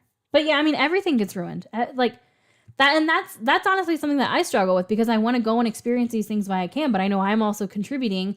I'm walking, those same stone roadways and through those same buildings and the same places they, shuffle everybody through. So it definitely kind of sucks, that part of it. Sam Rockwell was in 2005, Hitchhiker's Guide to the Galaxy, partly written and based on the radio show Classic Who Story. Okay, so I didn't know it had anything to do with Doctor Who. I have seen Hitchhiker's Guide to the Galaxy. I love Sam Rockwell. That was not a movie I could get into. What do I think of Rose's mom? I don't know that I really have an opinion on Jackie so much. I really want to learn more about Rose's relationship with her mom. Because in the very first episode, it honestly seemed like she did not care about her mom whatsoever. And then obviously in episode 2, she's, I forget how many like millions or billions of years into the future it was. And so she calls her mom and it's just like this really grounding moment. And I think I had to cut a lot of that out for YouTube, but it was such a beautiful scene when she calls her mom. And so obviously like her mom is really important to her. And so I kind of get these back and forth things where And this is maybe kind of where Rose reminds me of myself as well, because like I kind of have a similar relationship with my mom, or at least what it seems like the relationship is between Rose and Jackie. I love my mom dearly. I can only be around her for short periods of time. She can push my buttons like nobody else can. But that doesn't make me like love her any less. I just can't necessarily always be around her. So yeah, I don't have like a fully formed opinion of Jackie just because I don't feel like they've given me enough. But I am really, really intrigued by Rose and Jackie's relationship. I want to know more about that. Best sales pitch for Supernatural. Ooh.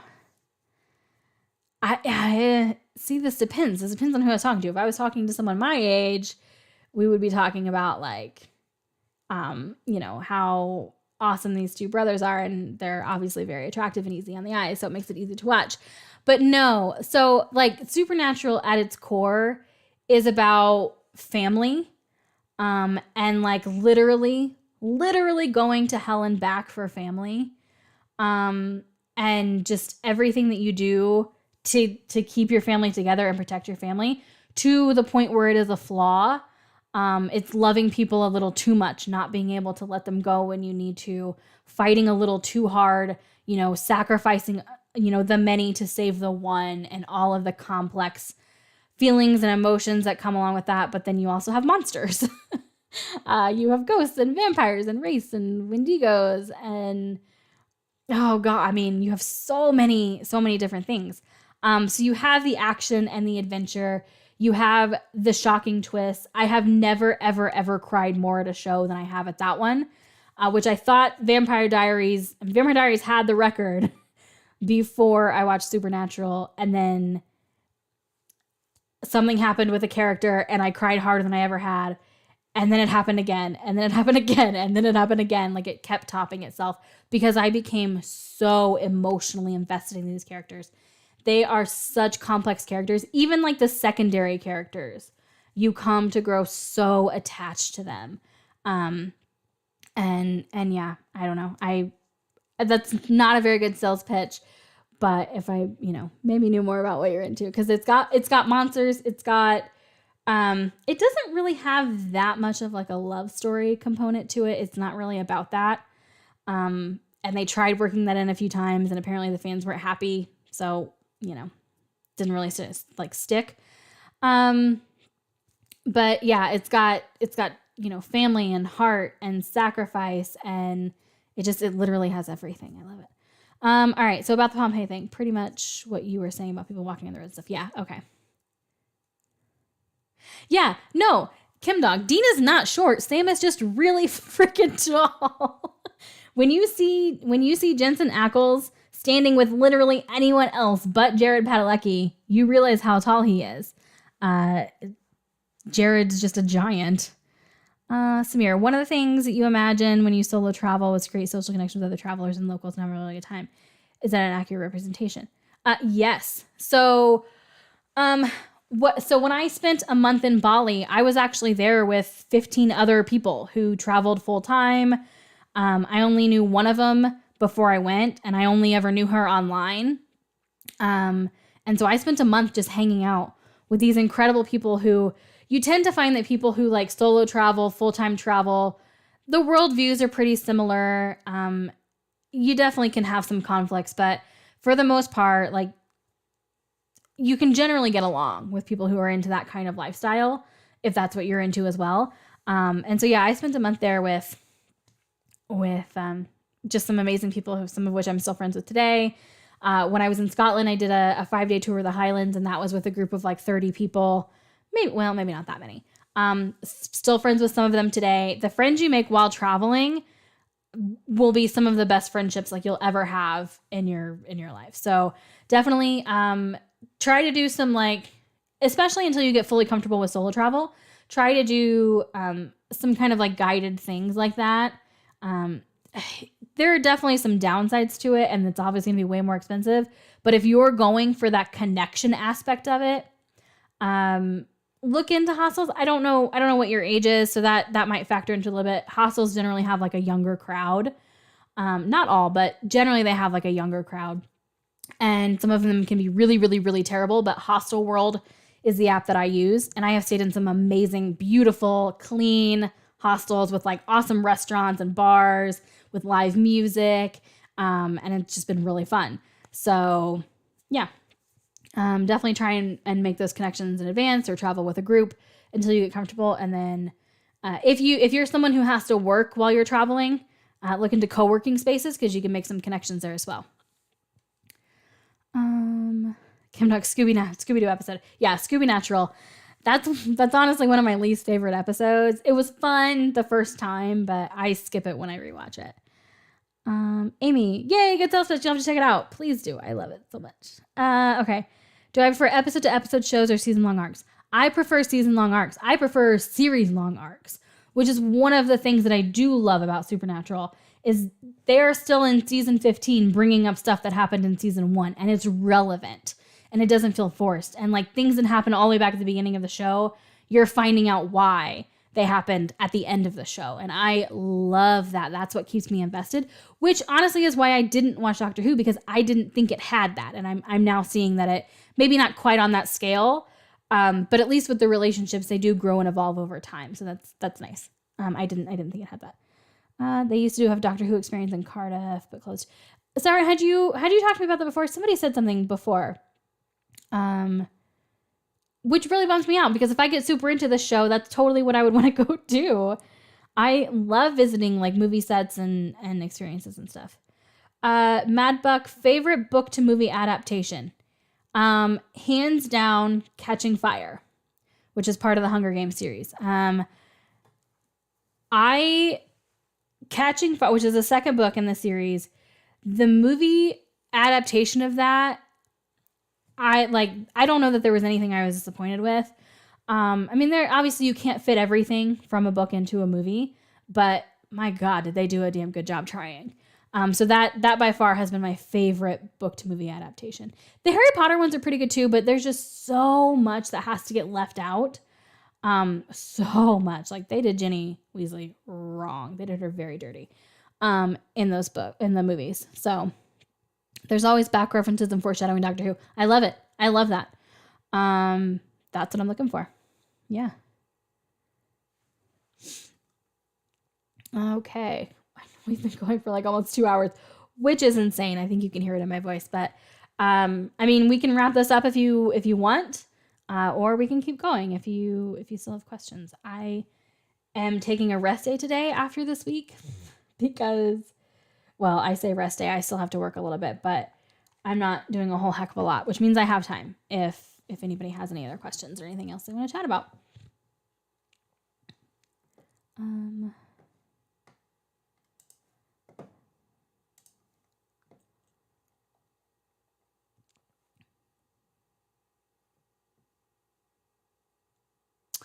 Which movies included Dobby more? I agree. Dobby, yeah. I love Dobby. When I was doing the studio tour in London and I got to like the Dobby animatronic, I guess. I don't know if he really was, just a doll or whatever. I started crying. Again, what a shock. Snape all the way. Snape is definitely a complex and interesting character. Doctor Who has plenty of long form storytelling. Awesome. Looking forward to it.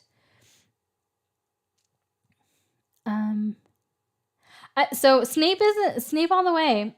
I'm still not 100% sold on Snape. I'm gonna be honest. I like obviously the ending. After all this time, always like, I totally love that. But also, he didn't have to treat Harry like a piece of shit the entire time. Like he could have calmed down a little bit. So I'm not like 100% on board with Snape, but absolutely, like I don't hate him by any means. Like and I get ish why he was so mean to Harry, but he didn't need to be that mean, and definitely not to Ron.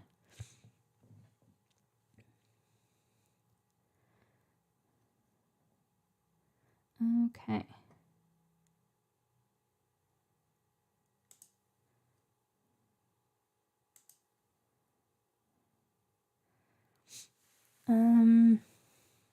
Oh, Smear 20. Oh my God, yeah. Stay in hostels. just be careful. Furthermore, looking into myself, I think one of the reasons I love traveling is Doctor Who and Pokemon. These shows, yeah. About it, I don't know anything about Pokemon, but from what I gather, it's probably like, adventure and stuff like that. Definitely. Oh my gosh, yes. If you're only 20, absolutely. Please go travel the world. It will definitely help you grow and evolve like nothing else will. Sam's bullying of Harry isn't justified even with the revelations at the end. I agree. I completely agree. I mean, so when I say I get why he does it, I'm not saying like that as an excuse by any stretch of the imagination. I just get where the animosity comes from. He just acted on that animosity in a completely inappropriate way. Thinking of getting a tattoo of the Deathly Hallows logo with the rest being always. Oh my God, I love it. Do it and take a picture. Wait a minute. Supernatural did an episode that was a sequel to Mannequin. So Supernatural has done an episode that had mannequins. Is it a connection? Was it supposed to be an actual like sequel? Yeah, Supernatural did an episode. That's one I skip on rewatch as well. It's not one of my favorites. Only 26, 27 this year and you feel old as fuck. Well, I am 35, I think. I'd have to do math. I don't math. Exploring new places, like if I were a Doctor Who companion, as much as I love to be doing fun adventures, I love the idea of something while you're on sea. Yes. So that isn't it. Trust me, when you travel, just walking around and seeing the world and the region will be an adventure. I promise you. And that's one of the things. So that was what made my second trip back to Paris so special. It's because the first time you're on your honeymoon, you're there for a week with travel time back and forth from the States, really only like 5 days. And like, you think you have to see all the sites. So you're jam packing everything in and you have this schedule. And it's fine. Like I wouldn't change it necessarily. We saw just about everything we wanted to see the first time around. But the second time I went, I had almost no agenda while I was there. And it was amazing.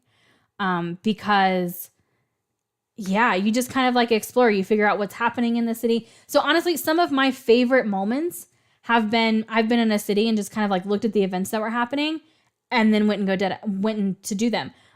So like I was visiting a friend in Louisville, Kentucky. That's where one of my best friends lives, and had no idea, but there was like the traveling Hunger Games exhibition. And so like, I was like, hey, I'm going to stay an extra day and I'm going to go do this Hunger Games thing. And it was literally just like a traveling museum of all like the sets, pieces, the costumes, so many things. And it was so amazing. And I had no idea that was happening. So yeah, leave yourself some flexibility and some openness to just kind of let things unfold. And yeah, just simply walk around and explore. A lot older than both. You're not alone, Fina. You're not alone. Doctor Who has definitely attracted a wide demographic, which I love. By the way. You like Snape in the movies, but hated him in the books. Mostly you just love Alan Rickman and his performance as Snape. Totally get that. Yes, absolutely, Timothy. If I had a TARDIS, where would I go? When and where would I go?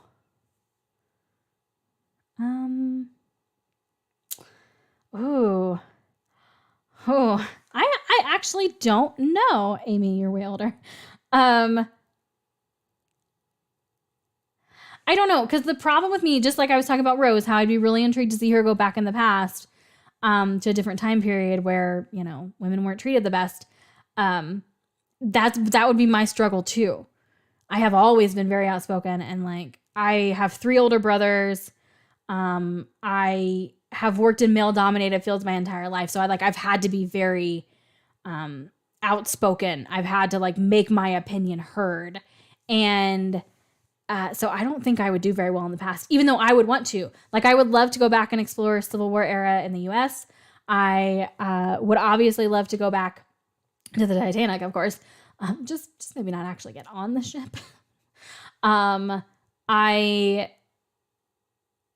Viking culture always like fascinates me as well. I think that'd be fun. Ancient Greece, ancient Rome, so I mean there are like definitely lots of ones, but I feel like I wouldn't do well in those time periods, so I might have to hop forward to the future a little bit. Okay, yeah. So if I were traveling with the Doctor and could choose a trip to the past, future, or an alien planet for my first trip, I think it would have to be an alien planet, but like I'd have to get some details before we chose which one. Because I would want it to be one that wasn't, like scary. Like I don't want to be fighting for my life the whole time. I'd want it to be on a peaceful, gorgeous, beautiful alien planet. The sound of the TARDIS taking off and landing is the greatest sci-fi sound of all time. So it's funny that you brought that up, because when I reacted to part 1 of An Unearthly Child, one of the things that I really loved about the episode was the sound of the TARDIS. I was really, really happy to hear that they hadn't changed that. Or at least it didn't sound like they changed it to me. I don't know it as well, obviously. Do I prefer heroes or the villains? I do prefer heroes, but a hero can't be a hero without an equal villain. So to me, they go hand in hand, but yeah, I'm usually definitely on the side of the heroes. Did I watch Read Cursed Child? I actually did not. I heard so many like terrible things about it that it just kind of never was high on my priority. I did mention at the beginning, like I like comfort things. So I tend to rewatch the same shows, reread the same books. So it does take kind of a lot for me to branch out. Especially like when it comes with books. Seemed like such a sweet tune. Aw, thank you so much, Stevie. Thanks. 35. I'm there with you, Sauron. I'm pretty sure. How many plans to react to Doctor Who, The Curse of the Fatal Death? It's hilarious, and a love letter of Classic Who written by a future writer for New Who. I hadn't heard about that one yet. I am assuming that's going to be a spoiler thing. Like I'll need to watch it at a certain point in time. I think I've cried at all episodes so far except the long game. Not all of them. I didn't cry in episode 4, but you didn't see that one. So no, I didn't cry in episode 4, and I didn't cry in episode 7. I don't think I cried in Rose. Did I cry in Rose? I don't think I cried in Rose. Alien Planet with a Good Hostel. Yes. Not a Harry Potter fan in the slightest, but for Hobbits to Hogwarts. Totally get it. And I could have guessed that by your name. I have only watched the Lord of the Rings trilogy. I know there's like some Hobbit movies. I haven't seen any of those. My husband likes Lord of the Rings. I mean, he's not like super, super into it, but he likes them. And so I did sit through and watch those with him. They were entertaining to watch once. I don't know that I'll need to watch them again.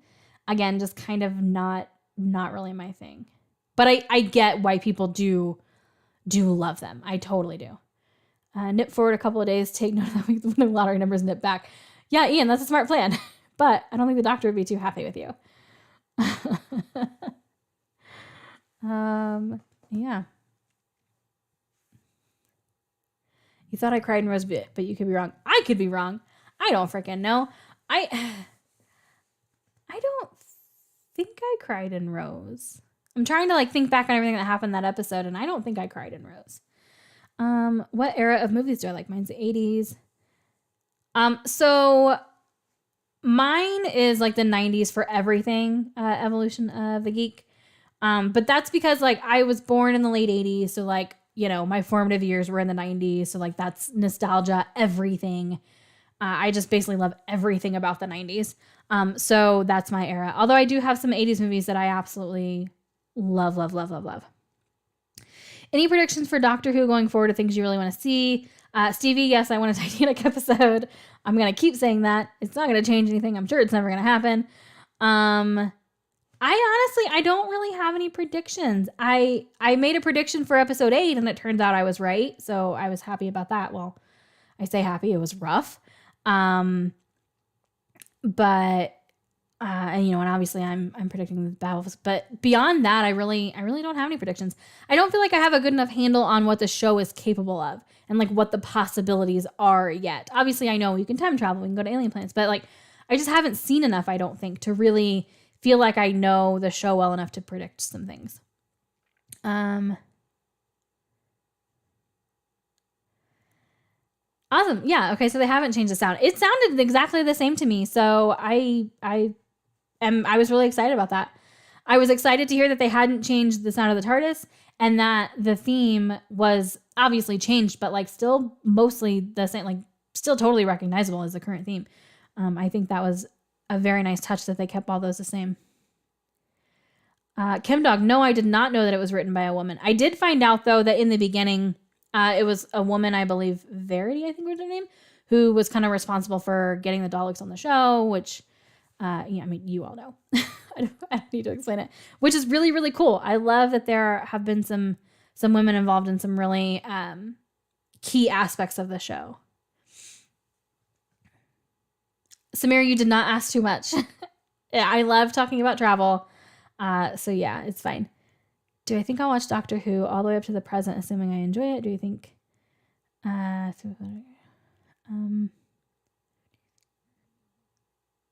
No. So I'm sorry. I don't know how to say your name. Eowyn. I don't know. I am terrible at that pronunciation. No, I don't really let other people's opinions influence me on shows, because I did mention earlier, like, with Supernatural, like, my favorite seasons are the fandom's least favorite seasons, and their favorites are my least favorite. So no, I don't really, it honestly doesn't really matter to me if people think that the final seasons aren't very good. If I'm still into it, I'm going to watch it. It was arranged by Delia. Okay. Okay. Yeah. Thanks, Ian and Amy. Possibilities are anywhere, anywhen. Right. So maybe it's like the possibility. I don't know. I just feel like I need to get a better handle on the show and like what the writers are going to do and that sort of stuff.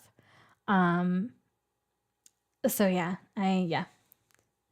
no predictions as of now. And maybe it's because I'm still so engrossed in like this doctor, this companion, so maybe once I move in, get a little bit later in the show where I'm seeing a new doctor and seeing how that changes the dynamics and changes things, maybe I'll have a better handle on it. Yes, Evolution. I have heard that there is a behind the, like a docudrama about it, and I am totally interested in watching that. I love behind the scenes stuff, and I do know that there are like the confidential things. So people have sent me links for those as well. They're on the list at the appropriate time. Obviously, I know the Doctor Who confidentials are like after each episode. I don't know when the docudrama, the 50th anniversary, I don't know when that would be. I'm assuming there are no spoilers for the future. I'm assuming it's just about like the history of the show. Thanks, Sauron.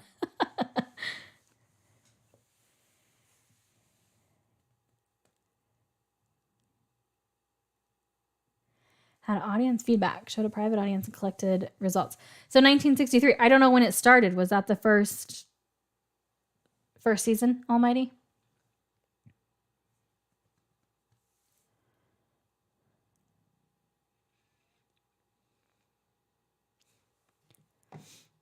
I can't believe y'all are still here. It's 2 hours in. Like,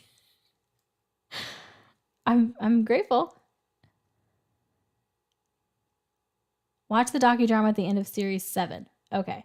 I will so forget that, but thank you. I've got a little ways to go before then. Unearthly Child aired the day after JFK. I have gotten that, and I heard that it was re-aired like a week later or something. What do I think of Rose as a character, and what do you think she does for the Doctor? So I actually went into that in the mid-series thoughts video, how I think she impacts the Doctor. So yeah, I talked about that, I think, quite a bit in the mid-series thoughts video, but I love her. I adore Rose. I absolutely love her. Which actually I think we kind of got it in episode 8. I've been almost kind of wanting a flaw with Rose. Yeah, and I think we finally got it. She does tend to not always listen to the Doctor. She tends to think that like what she thinks is right and good is the right choice, and sometimes she ignores him. As in episode 8. 63 is when the show started. Okay.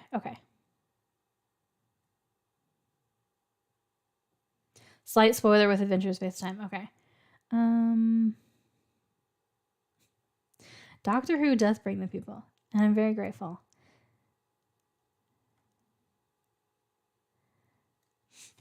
As evident by the fact that I don't think there's a single person. Well, You said you started for Doctor Who and then continued watching for What We Do in the Shadows, but I think you're the only one.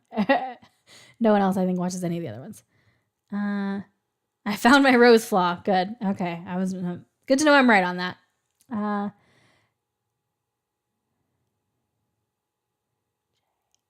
What is Sauron? What's MJ? MJ to me, because of when I grew up, is Michael Jackson. Watch Chinese shows live streaming. The last finale of a street dance show I watched was 8 hours long. Oh my gosh, Vina. That is impressive. If I were Rose, would I have done what she did in episode 8? Yes. Yep. I would like to think that I wouldn't, but yes, I am sure that I absolutely would have done what she did. Personally, you can't stand Rose. That's so interesting. I haven't heard anybody yet say they don't like Rose. I mean, there's going to be people that don't like every single character.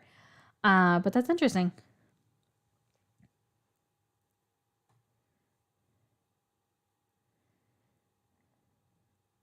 Yeah. I like that question, Evolution. If I would have done what she did in episode 8. That's a good question. It's kind of get me thinking. And you'll probably understand more why when you're able to watch that.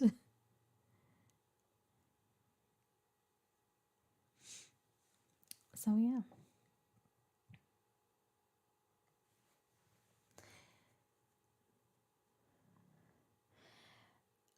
Okay, that's fair, Ian. Rose is okay, but there are better companions, definitely. And maybe I like Rose because I can relate to her so much. Like, I see a lot of me in her, which I realize that not everyone is going to do. Favorite companion is yet to come. I'm excited to meet the other companions as well. Side note, which, I mean, Ian, you're there. You know that. I don't know if anyone else in Patreon's on here. I mean, I liked the two people from Unearthly Child. Ambivalent about Rose, but you love Billie Piper. Fair enough. See, and I don't really know anything about Billie Piper because I'm trying not to look things up. So I'm just going to put this, I know she doesn't stick around. I don't know. Don't touch the baby. Yeah, I had a reaction to that part. So I know Rose doesn't stick around. I don't know how or why or when. And I want to keep that part a mystery. But I'm imagining that no companions stick around throughout the whole thing. So yeah, there'll be another long one in the future. Yeah. So I'm sure I'll come to care about other companions as well. Ian and Barbara, thank you. I knew Barbara and I was thinking Ian, but I couldn't remember if it was actually Ian or if I was just thinking that because of your name. But yeah, I mean, obviously we didn't get a whole lot out of them in that first episode, but I wasn't expecting much and I liked them more than I expected to. Ian and Barbara are the best. Yeah, I'm excited to see more. I was actually going to record part 2 of that this week. It's nice to see that everyone likes Ian and Barbara. I was going to record part 2 of another Unearthly Child this week, but I had more technical issues, this time with my audio recording program that I've literally been using for 6.5 years and has never failed me. Well, I'm not going to say never. Never failed me in the way that it did. But luckily it was a simple glitch. It was like 1 or 2 sentences of the end section of episode 8, but I didn't want to take a chance of it like happening more. So I did not record part 2, but I'm excited to get to part 2. Samira, thank you so much for being on. I really appreciate it. I really appreciate you asking questions. Thanks for the congrats. Thanks for being here. You're amazing. John, yeah, I totally get that. And that's obviously a very big part for me, at least. I mean, I'm sure there's for other people, but for me, at least in this first series, which is a reason why I am a little bit concerned because like I said, I am a sucker for like a sappy romance. And that's very obviously something I've resonated with this in this first series. And so I am wondering how that's going to change with the 10th Doctor. And then obviously, you know, as it goes on.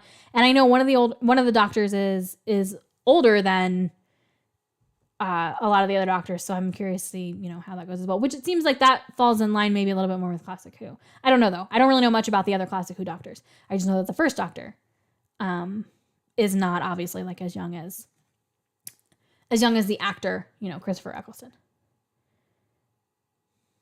Yeah, don't look it back. Yeah, exactly, Evolution. I did look up Billy's music, but I did it on Spotify rather than YouTube, specifically so that I could like just get the music. How long do I think Billie Piper will stay in the show for? Okay. Because I genuinely have no idea. And I don't know if she dies. I don't know if she leaves the show on her own. Like, I don't know if her character decides to like stop traveling with the Doctor. I don't know anything about any of that. So if I'm just going to like randomly make a prediction, let's see. Series 3? I think Billy will be gone by the end of Series 3. Or Rose. That's my guess. Just totally random. I have nothing to base that off of. Yeah, it's Michael Jackson. Okay, good. Yeah, Kim Dog. I did. A lot of people told me that she started as a pop star. So I went to Spotify and looked up some of her music, and like, given the time frame, I probably would have been just about the right age to be totally into it. Did I spot Bad Wolf and Father's Day? I didn't. I was looking for it, and you'll see in the reaction that there was like some writing on the playground, where we found out Mickey was as a little boy. There was some like graffiti on like a brick wall in the playground, and I was trying to read it, but I couldn't make out what it said. But I kind of had a feeling that like maybe that was going to be a reference, which is why I was trying to read it, and I never could tell what it said. So no, I did not actually spot Bad Wolf and Father's Day, the reference. Billie Piper was the movie version of Evita. Didn't know that. I've never seen it. Do I know when the Ninth Doctor changes? So I am pretty certain that the 10th Doctor comes in at Series 2. So I think we only have Christopher Eccleston for this first series. And I know that the Christmas special ties into Series 2. So I'm going to assume he's not in that. And I would assume they wouldn't kill off the Doctor for him to regenerate in a Christmas special. I could be way wrong about that. But I am guessing we have him until the end of this, like until the final episode of this series. That's the assumption I am working on right now. And then the 10th Doctor will start with the Christmas special and then going into Series 2. Again, I could be wrong. Don't tell me if I am wrong. Yeah. Very subtle. Not many people spot it. Fina, what is it? I mean, it's an episode I've already seen, so I am assuming it's not going to be a spoiler. Don't tell me if it is, I guess. Just tell me, yeah, it's a spoiler. But yeah, I definitely missed it in episode 8. Thank you so much, TARDIS Writer. Yes, so I am for Classic Who. Ian, oh my God, how you haven't even spotted it? That makes me feel so much better if you haven't spotted it. It's on a poster. Oh. Yeah, that one's getting out of there. That one's getting reported. Okay.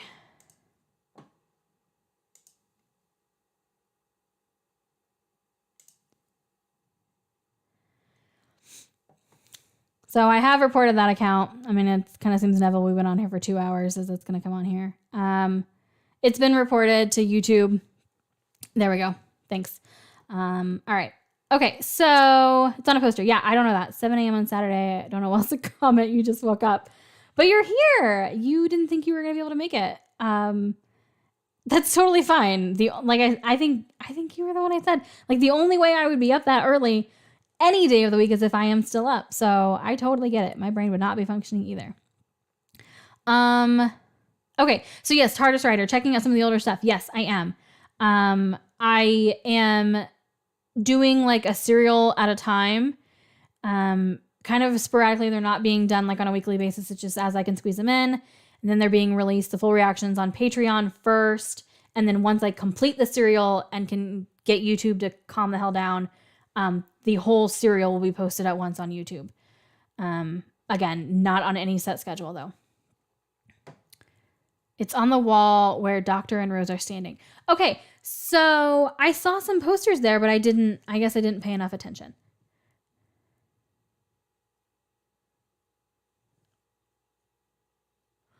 I did pay attention to the posters though, because I literally had a thought as I was watching that, because I thought it was like a political poster. And I remember thinking like, wow, that's really awesome that they got like so time period that they put like appropriate or whatever, that they put up posters about like what was going on at the time. I remember thinking that like the set deck on it was like on point and I was impressed, but I don't remember anything about Bad Wolf.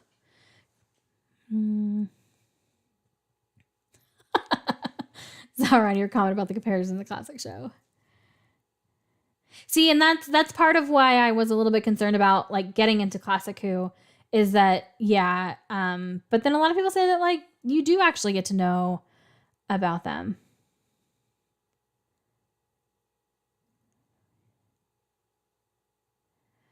Hi Isaac, welcome back. Last season of the Third Doctor. It's time travel. There doesn't need to be a schedule. Thank you, John. That's a very good point.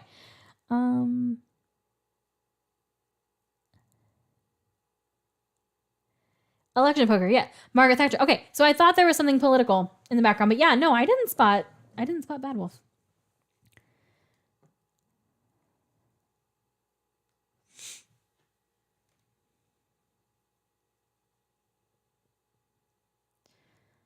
It legit is subtle. I only noticed like a year ago. Well, tell us.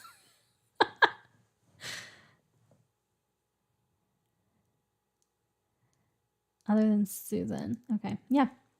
A little bit interesting.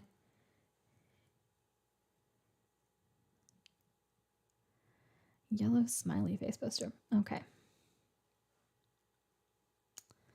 Yeah, I don't know. I didn't catch it.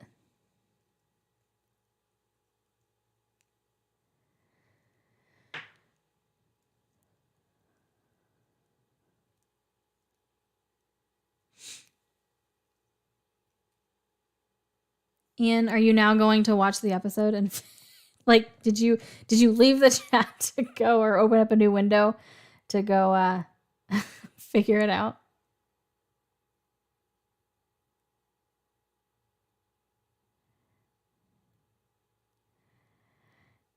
Never knew the word spoilers. Yeah. Appreciate it, Sauron.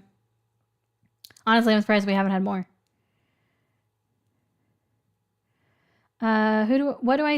What do you think your ideal companion would be for the Doctor? I'm not sure how realistic this question is. The answer is I haven't watched that much of the show yet. Honestly, to me, it might be Rose. Someone who challenges him, pushes him, helps him grow, pisses him off, disappoints him, but also they have really great chemistry with. Maybe that's why I love Rose so much.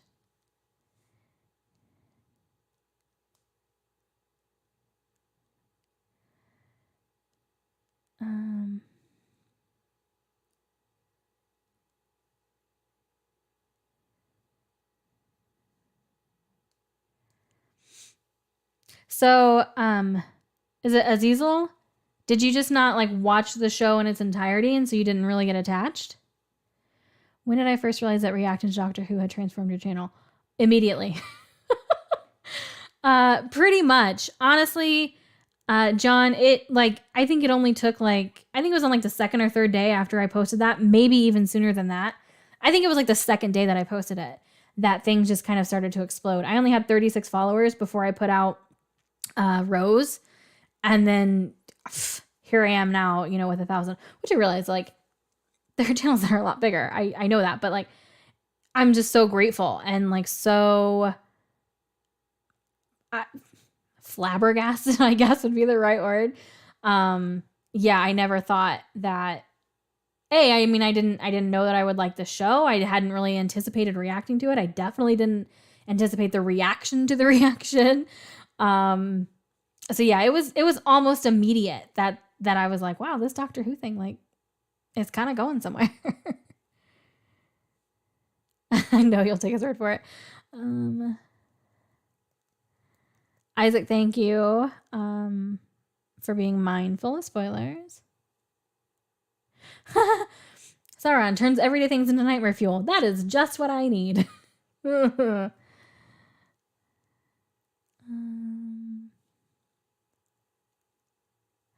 Timothy, I have, I think Ian, you've explained that it was meant to be like an educational show in the beginning, showcasing like science and history and stuff like that. I'm honestly kind of on board with that. I think that sounds interesting because it's not like a normal TV show. So I am curious to see how that's done in the beginning. Google poster Bad Wolf Doctor Who Father's Day. I probably won't Google it because Google will then think I will want to see everything Doctor Who. So I have really been avoiding Googling anything Doctor Who. I've even like, you know, on my personal pages on Facebook, if I remember like trying to go into, which I mean, Facebook tracks everything anyways, but like incognito modes and browsers and stuff, doing as much as I can to avoid them. The next two-parter is by a writer called Stephen Moffat, is Prepared to Be Scared. Well, I'm scared at everything. So that'll be fun. Would I want to join the Whoniverse? What do you mean? You mean like be a companion? Like if that were a possibility, if it were real, would I want to do it? Absolutely. In a heartbeat. I've heard a little bit about the Time War. Would I ever want to somehow see it or have a flashback or something? Yes. I am so intrigued by this Time War and I want like all the details. I would love to see a whole movie just about the Time War, which I know that there was a movie, but I don't know what it was about. I do know that it, like, the US did it and it wasn't like the most well regarded before BBC got the rights back, but I don't know what it's about.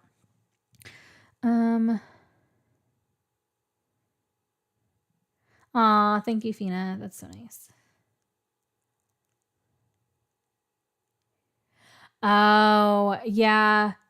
Azizel, that makes sense. You had seen all the clips, so by the time you got to it, you had kind of spoiled yourself. Oh, that's a bummer. Another reason why you love The Unquiet Dead, because it kept educational aspect of Classic Who. Yeah, like with the gas and stuff. Yeah, real helpful. Google and YouTube. It reminds me of, I don't know if any of you ever watched like those home makeover shows back in the day, or like Pimp My Ride on MTV, where it's like, we hear you like horses, so we literally tore down your house and built you a house in the shape of a horse. Like, I feel like that's what Google and YouTube are like. Oh, you Googled this one random thing? You now must want to know every tiny detail about it.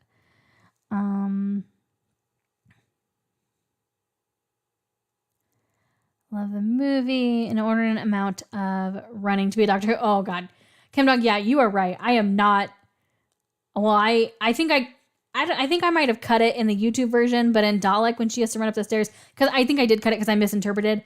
I didn't catch that she only had to run up from like floor 46 to floor 49, or 49 to 46. And I thought she had to run like the whole freaking 50 something flights of stairs. And I was like, I'm dead. I'm just dead. It's not happening. Yeah, I don't run, clearly. Movie introduces us to a doctor, a canon doctor even. Okay. So should I watch the movie at some point? Like, should I do a reaction to it, or is it not the right time? Because I mean, obviously it came before this first series, so of the revival. So yeah, I don't know. Movie has the Eighth Doctor in 96. Met the Seventh and Eighth Doctor. I love hearing about people meeting these like doctors. I love it. I don't know who they are, but I'm excited for you. Use walking. Yeah. Well, and I live in Colorado. Like, I actually don't know what the elevation here is, but we regularly go camping at like 10,000 feet above sea level and stuff. So yeah.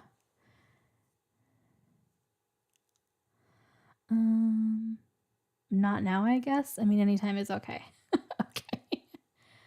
Yeah, that's often quite terrifying. Guaranteed to be as equally as scared with some as you're crying for others. And some episodes will have you doing both. Awesome.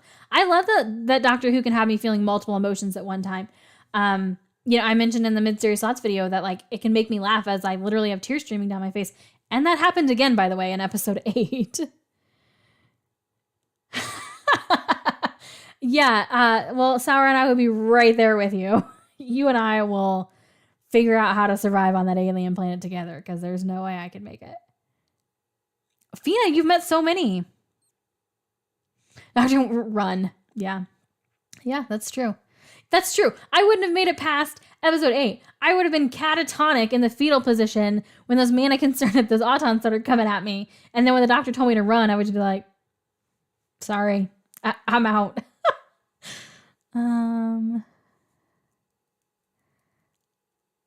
As long as in the 11th Doctor, I think. The movie is in between Classic Who and New Who. So I'm assuming, John, I can watch it anytime, right? Definitely watch it sometime. And Fifth Doctor is one of your faves. Oh, you've gone to conventions. Okay. I am going to my very first like fan convention in a month, actually. The first week in April. The first weekend, I'm going to a Supernatural convention, and I am so excited. I've never been to a fan convention before.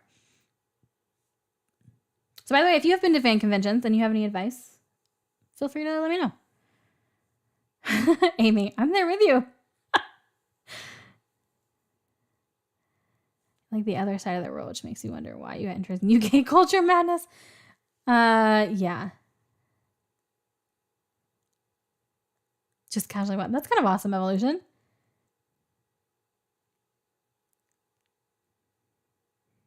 Isaac, I don't know if that question is for me or for somebody else about the actual Doctor Who movie. I'm just talking about the movie that was made between Classic Who and New Who. As long as I watch the movie before I get to the end of series 7. Well, I've got time then. Cried more times at Doctor Who than any other TV show. I can't say that yet. Supernatural has made me cry more often and way harder than anything else. Like there have been some episodes where I have literally like had to pause because I couldn't see the TV anymore, and I was like sobbing. I am not going to be surprised if Doctor Who gets me there at some point. And as sadistic as it sounds, I'm looking forward to it if it does.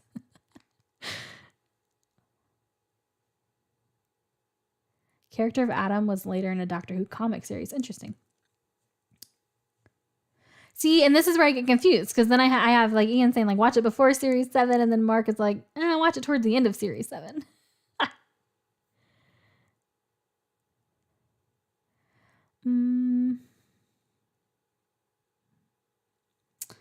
John, that makes sense.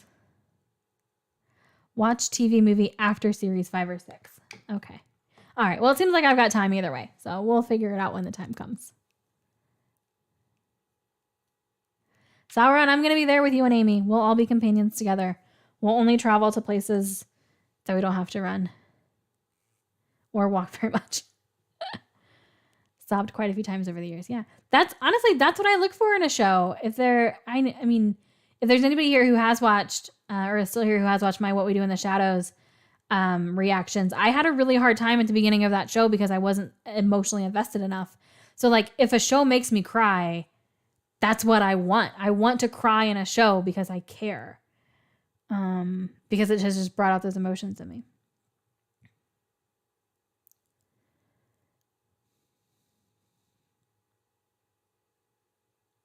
So, Timothy, I do like podcasts. I would maybe be interested in checking out Doctor Who radio dramas, but the problem is I get very overly critical of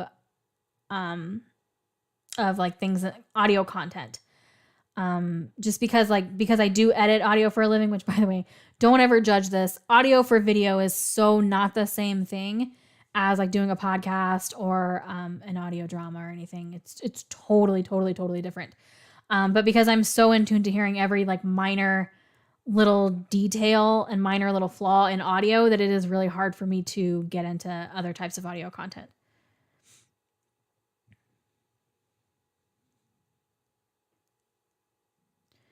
Yeah, I mean, I've heard a lot of people don't like the movie, but that I'll go into it with an open mind. It doesn't really matter what other people like or dislike. I mean, it has no bearing on what I like or dislike.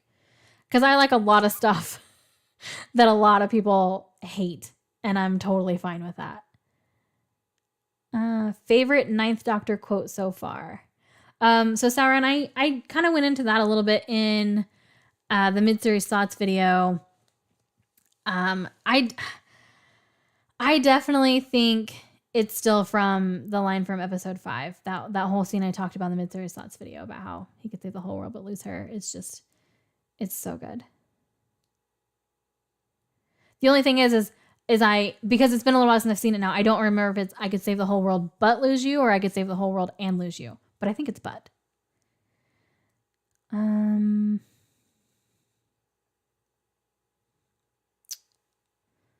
Got super emotional at one part in one story at the end of the Doctor's Regen. Okay. Geek my heart out at convention. I am looking forward to it. I went all out. I bought like extras. Like if I'm going to do it, I'm going to do it right. Because who knows? I mean, the show's over now. They do still have conventions planned into like 2023, but you never know. Especially with, pandemics and just the world. So I figure like I'm going to treat this as if this is my only time going. And so like I got all the things and I'm so excited.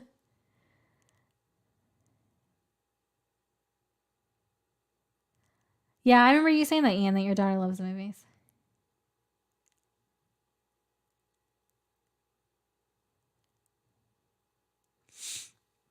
Azizel,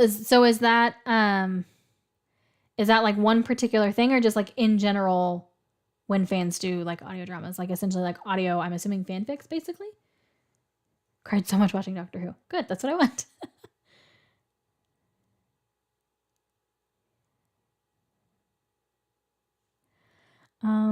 No. No, I didn't know that, Azizel. So, Azizel, I think. Let me know if I'm not pronouncing that correctly. No, I didn't know that. I mean, it doesn't surprise me, but I have caught on to the fantastic thing, by the way. Well, I mean, since it was pointed out, which is unfortunate because I say that. And I'm totally not meaning to reference the show when I do. Yeah, Isaac, that definitely, I see that a lot in like the Supernatural fan groups I'm in. It is unfortunate.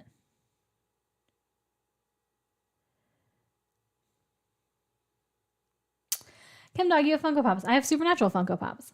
I just started collecting them in like December. John, yes, I have. Yeah, no, I'm not gonna lie. Definitely, if there's ever gonna be a sponsored product on my channel, it will be tissues. That's for damn sure. He's on licensed audio drama. Currently listening to some of Eccleston. Really, Ian? Which ones with him? Obviously, I'm assuming it's not related to Doctor Who, but still, I have discovered that apparently I really like him. Only thing I'd ever seen him was Gone in 60 Seconds. So now I'm want to see more. But again, I can't look anything up until I'm done with him as the Doctor. And that's interesting.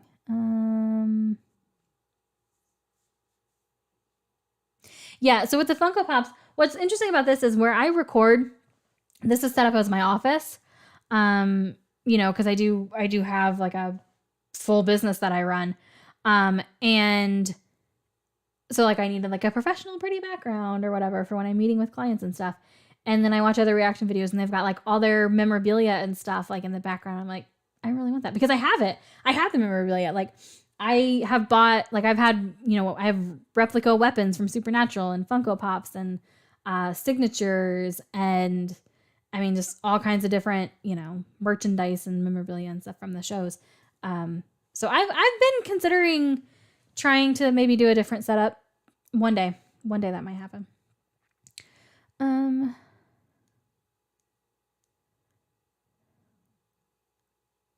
Oh, that's interesting. You have a lot of Titanic books as well. I don't really have that many books. Oh, good. I'm glad I pronounced it correctly. Thank you.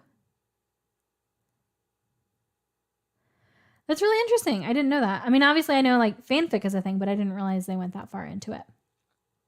The fandoms are bigger on the inside. Love it. It is Doctor Who. Oh, he's making audio stories as a Ninth Doctor. They take what? Oh, well then I definitely want to, because I have a feeling I'm going to very much miss miss him when we move on to the next one. So.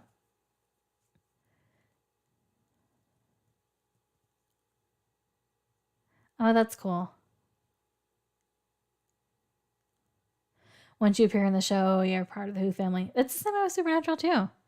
Yeah, I have a feeling they're gonna retreat, but just as the other actors start to do things, you know what I mean? They're definitely gonna have fewer and fewer, and so yeah. Chris was in the show Leftovers. I haven't heard of that. Jude with Kate Winslet. Well, that's interesting. I haven't heard that either. Thanks.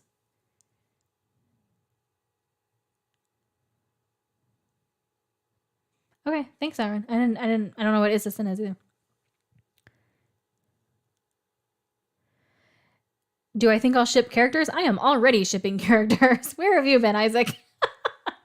Oh yeah, I am totally shipping the Doctor and Rose. And I'm getting nervous because again, I am under the assumption that we lose him at or by the end of this season and we're gonna have a new Doctor.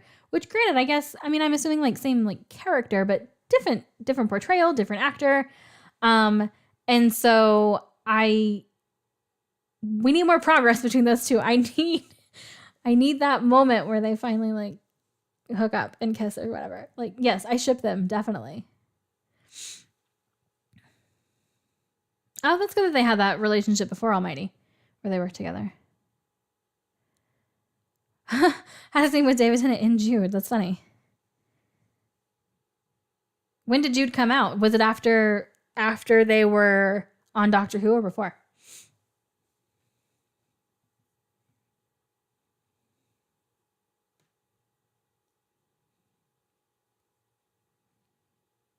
See, and this is what I love. Like, I love just like talking about this kind of stuff. And that's why so going back to the convention, it's literally going to be an entire weekend of people who want to do nothing but talk about Supernatural. And I'm so excited because this stuff is fun to me. It's enjoyable, which is part of why I wanted to start a reaction channel. My husband so does not understand this. He thinks my obsession with Supernatural is like ridiculous. He doesn't understand how I get so emotionally invested in TV shows. I have never seen him cry ever at a TV show or a movie, ever, not once. And he's a dog person, and we have watched movies where dogs die. And even still, like, no tears, not a single one. So it's just not his thing. And so I don't really get to like geek out about this stuff. So yeah, that's part of why we do a reaction channel.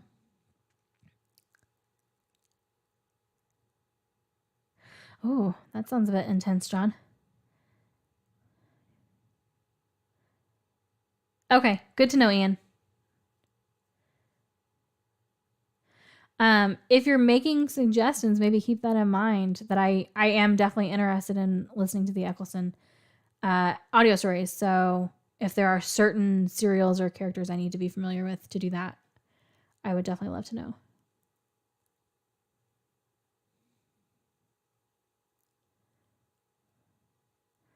That's really cool, Will, that you saw that panel. See, I'm looking forward to that. I've never done anything like that, like with movies. It took you a long time to warn him of him. I liked him from the start, obviously. That's so interesting. See, and this is what I like. Like, I like that everyone can have these different opinions. Because there is just so much. Like, there's a little something for everyone. You're gonna have a doctor you like, you're gonna have companions you like, storylines you like, and they're not gonna be the same as everyone else. Have I seen any Marvel or DC? I mean, I know this is more Doctor Who at the moment. No, it's fine. Isaac. We definitely don't have to just talk about Doctor Who. Because really, I don't know that much about Doctor Who. So, have I seen any Marvel or DC? I honestly don't know which is which. I think Marvel is like with Thor, the Hulk.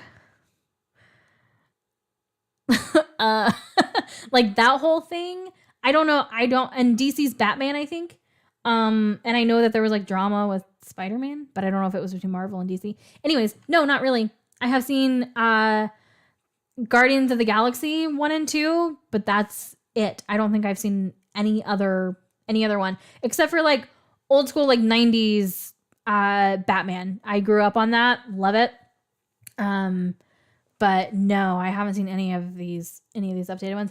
And honestly, so I do know a little bit about it, again, just from existing in the world as it was happening and people were losing their minds.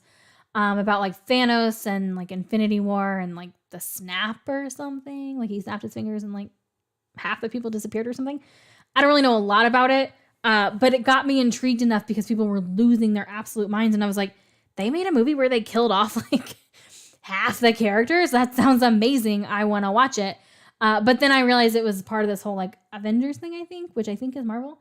And there are like 80,000 movies and there was a whole order and I just never did it. Doesn't mean I wouldn't be open to it. But like I said, I've only seen Guardians of the Galaxy. Timothy, yes, I have been informed of the short 5-minute charity video that leads in the Christmas special. Ian he's got me there. He's gonna make sure I get that, I believe. Total DC guy. Yeah. Quite a collection. See, I never really was big into comics.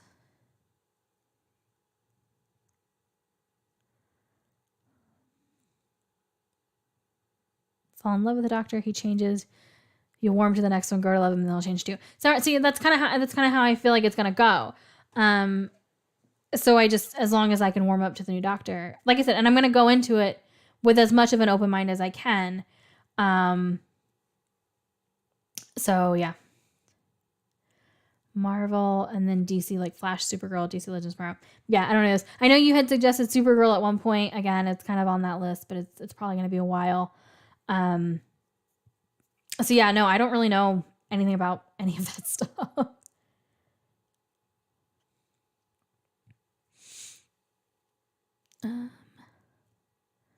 Like it's much better. Much better as in you prefer DC over Marvel, or what's much better? 60th anniversary of the Hulk. Never seen anything with the Hulk. So I guess it's not true.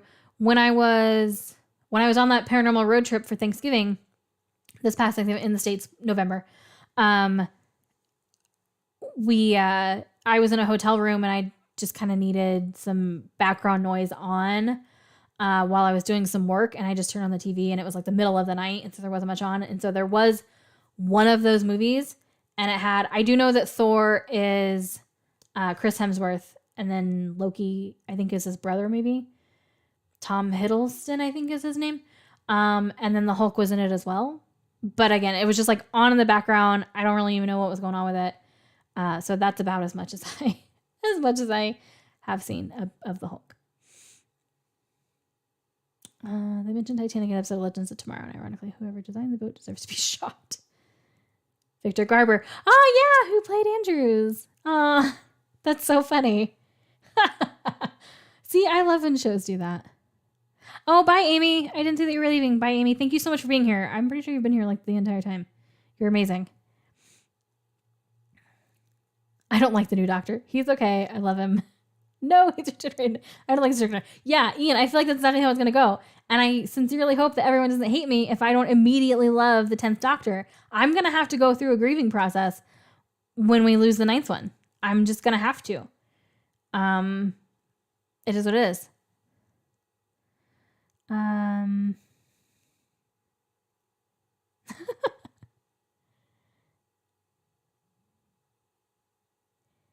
Jamie, you're here. How long have you been here?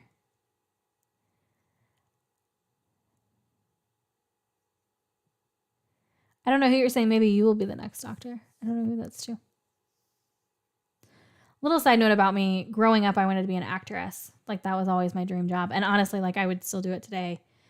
It just didn't go down that path. Haven't seen many Marvel or DC films. See, WandaVision. I've heard a lot about WandaVision.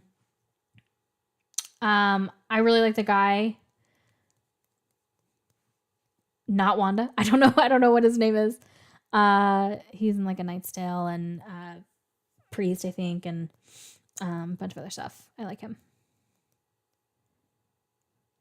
Then you watch reaction if you catch all the references you understand, yeah.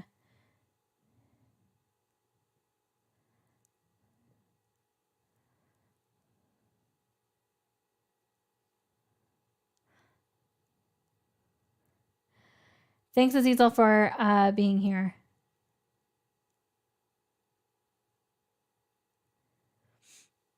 All doctors have their own charms. I'm assuming, I'm assuming he'll win me over.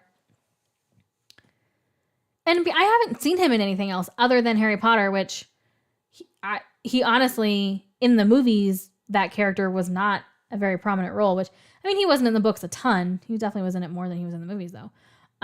So it's not like I've really got like a good feel for David Tennant as an actor or, anything like that. So we'll see.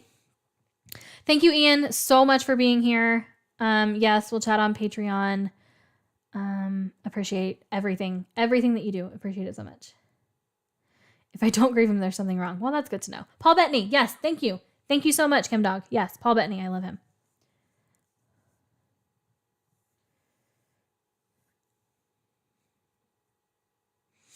Yeah. My brain is not firing on all cylinders at the moment.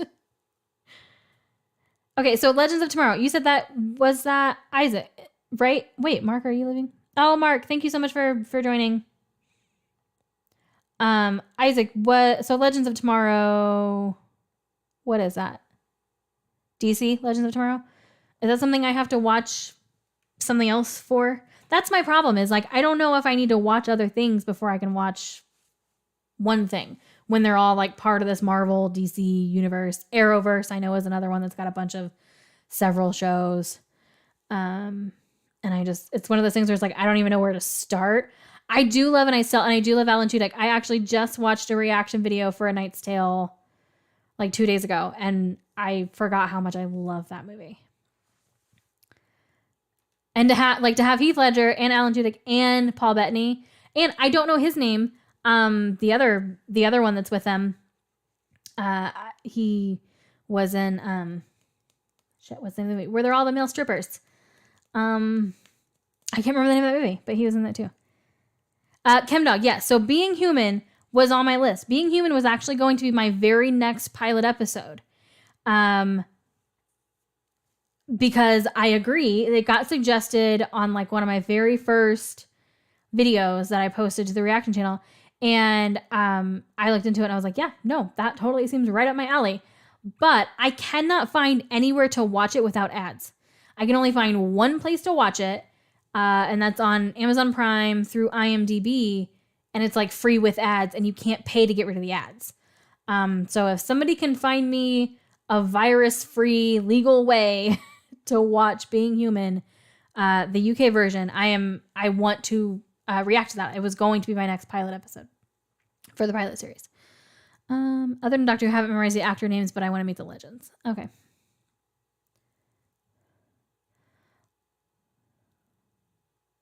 Right. Will, it is a big mountain to climb. There is so much. And that's why I just kind of never really started. Because WandaVision, a lot of people were saying really, really good things about it. And the concept sounded interesting. What I knew of it, which was honestly very, very little. But a lot of people seem to be real. And when I say a lot of people, I mean like people in my network who have similar tastes as me, who I trust their opinions. Like if they were to recommend something to me and say that they think I'll like it.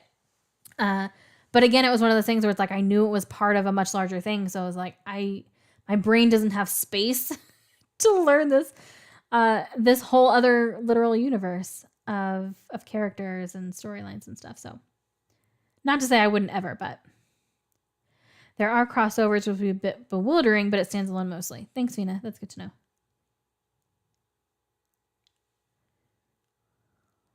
Yeah, see, Isaac, and I think Arrowverse does that as well. Again, I don't really know much about it. I just know a lot of like Supernatural fans are fans of Arrowverse as well.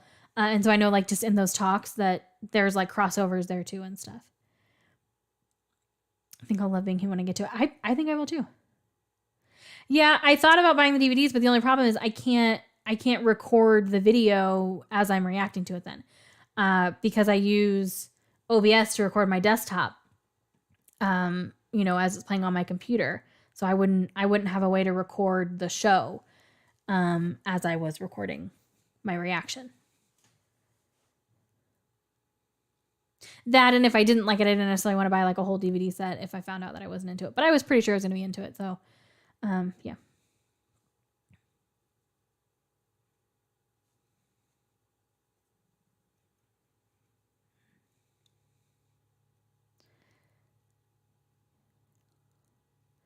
Supergirl and all that is Arrowverse. What do you mean, Isaac? Like, do you like that? Supergirl's not Arrowverse, right? Supergirl is Marvel, right?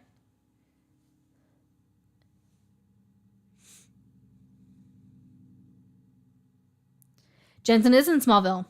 And Smallville is one of the few shows that I actually did not watch because it came out pretty close to about the same time as like all the other shows on the CW when I was growing up. Buffy, Dawson's Creek, Charmed. I watched all those. Roswell I even watched, but Smallville is one I never got around to, which of course the one that Jensen's in I never watched. So I've been considering going back and watching Smallville, but I don't think he's in it a whole heck of a lot.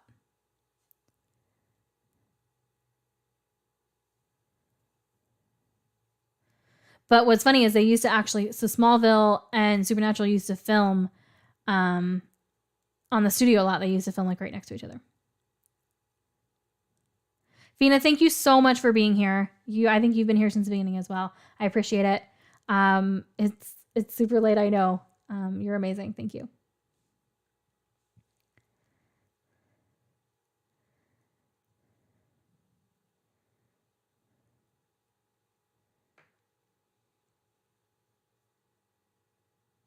Also, for anyone who wasn't here at the beginning, my video looks like crap because I'm having to use my like built-in camera on my desktop because my one I use for the reaction videos is set up specifically for like recording at night when it's pitch black. I mean, minus the lights and stuff, which I did forget to turn my lights on. The blue lights, I forgot to turn them on in episode 8. So those are going to be missing from there. Nearly midnight in the UK. Yes, I completely understand. I'm a night owl, so I'm usually up throughout the night, but I know that I am abnormal when it comes to that. So that I totally get it.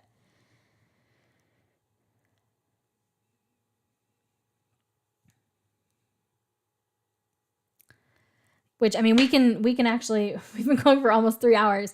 I was looking into my other camera. I have 3 cameras right now on my computer. The built-in one, my good one, and then my backup one. So I have to like focus on the right one.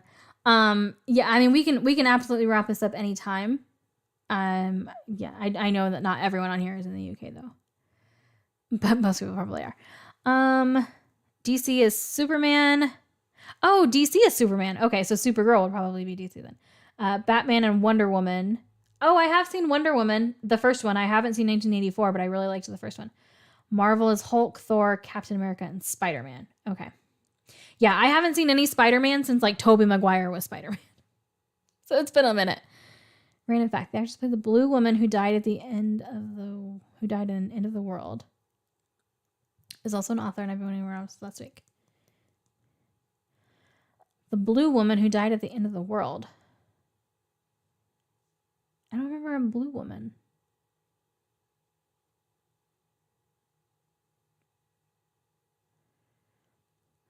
Who would I rather meet now, Rose or the Doctor? So are we talking about the character Rose or the Doctor, or the actor and actress? Are we talking about Christopher and Billy? Isaac. Because well, I'll just tell you. If we're talking about the characters, I would rather meet the Doctor. If we're talking about, honestly, it might be Christopher for both. I don't know. I don't know. I think I want to meet Billy. But maybe both. I have apparently just like developed this crush on Christopher Eccleston, which I totally did not expect. So maybe my answer is the same for both. Oh, Ruffalo. Oh, yes. Oh, I didn't know that. Oh, I really liked her. Yeah. Thank you.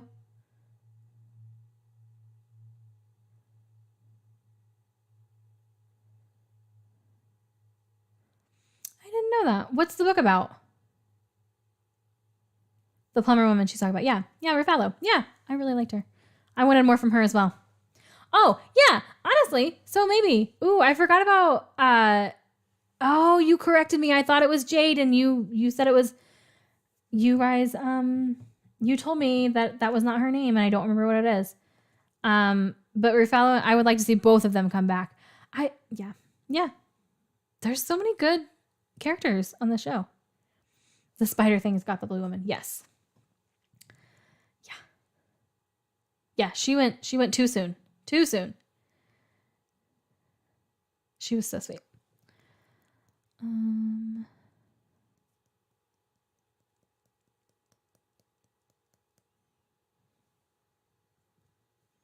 So yeah, and also in case you haven't been here from the beginning, there is a little bit of a delay. Have I watched Harper's Island? Few Supernatural. I have not, but you have me intrigued. I don't know what I haven't heard of it. I don't know what Harper's Island is. Is it a movie or a TV show?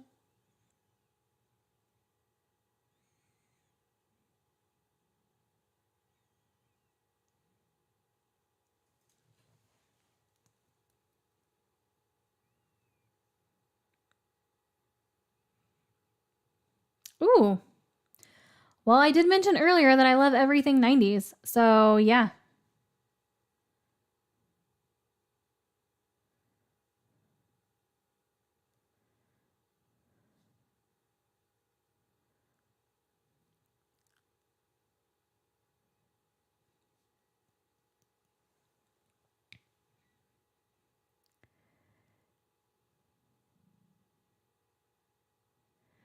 Do you think we'll ever get another Time Lord? Yes. So I kind of threw that in a little text. I forgot to mention it in my mid-series thoughts video. It was one of the things I wanted to talk about, and somehow I just missed it in my notes. I do think we're getting another Time Lord at some point, because in Dalek, at the end, he said, it feels like there's no one there. Not that he knows for certain there's no one there. It feels like there's no one there. And so that language to me left the door wide open for there to be a Time Lord floating around out there that he doesn't know about. So yes, I guess that would be one of my predictions. I think we're going to encounter a Time Lord at some point. But I don't know if it's going to be in the past and then we're going to get a Time Lord that way. But I don't really think so. I think my prediction is that there is another Time Lord out there somewhere that he is not aware survived. I could be totally wrong. I'll find out, I guess.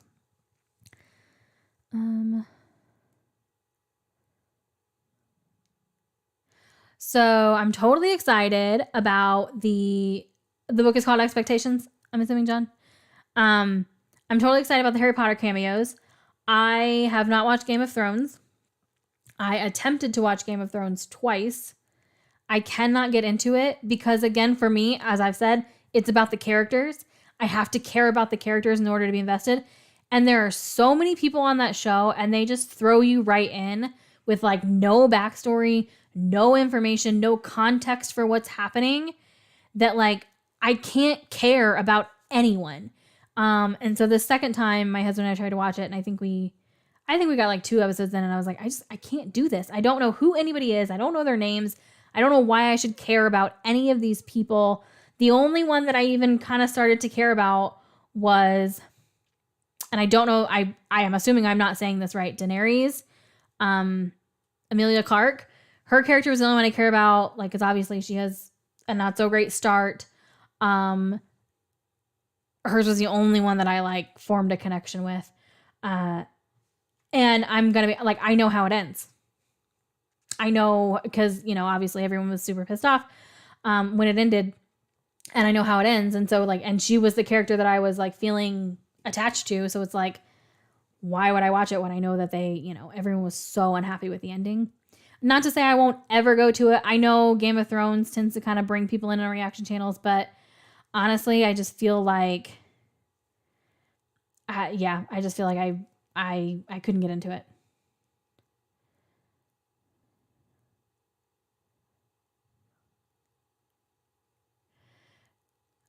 So far, only one Harry Potter to Doctor Who character.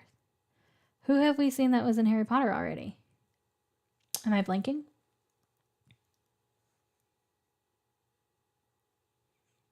Yeah, who have we seen that was in Harry Potter already?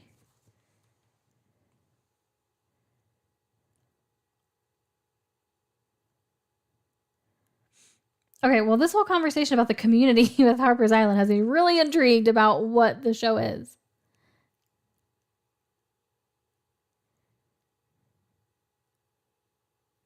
Took you forever. Well, good. I'm glad I'm not the only one. I almost feel like maybe if I could get some kind of like a cheat sheet some kind of guide as to who these people are. But then I would also like would be afraid that, you know, there'd be some spoilers on there. Although I know how it ends. Like that's literally the biggest spoiler possible. But yeah.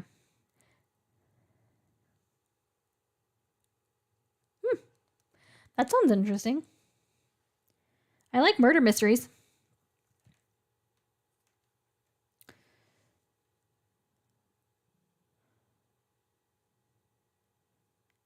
Hooch.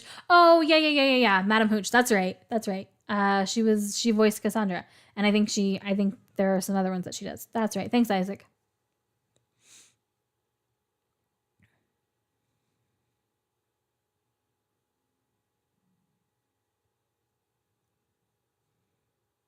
So if you see me sitting here, it's just because, like, again, the delay. So I'm just kind of like, it takes a second for you guys to like respond to what I've said. So Cassandra also on Harry Potter. Jeff, is that? Yeah. Madam Hooch. Yeah. Thanks. The flying instructor. Also the Quidditch referee. Which I always wondered. I don't know if any of you know. You may not be that big into Harry Potter. If she wore contacts in Harry Potter. Her eyes are very intense in that. And I wasn't sure if they were contacts or if they were real.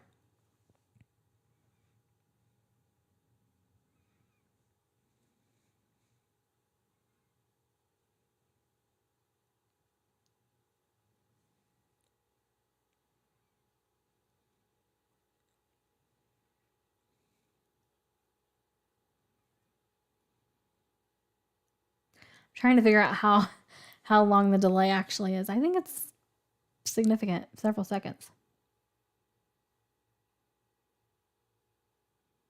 Does anybody else have any other questions? The scripts for the show, or how back to each episode being filmed, so the actors had no idea what's going to. Interesting. Oh crap, I'm dead. Well, that's not fun. Would I want to be an alien? Would I want to be a companion or act as an alien? Is that if I was like acting on the show, Isaac? Like if I were to be cast in the show, would I want to be a companion or an alien? There are definitely contacts.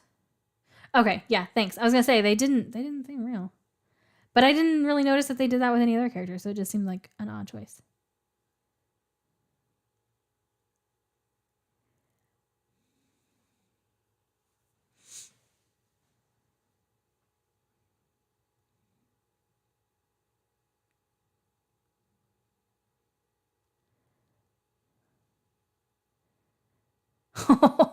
Sauron, that's unfortunate. God, I mean that just like you would constantly be on edge.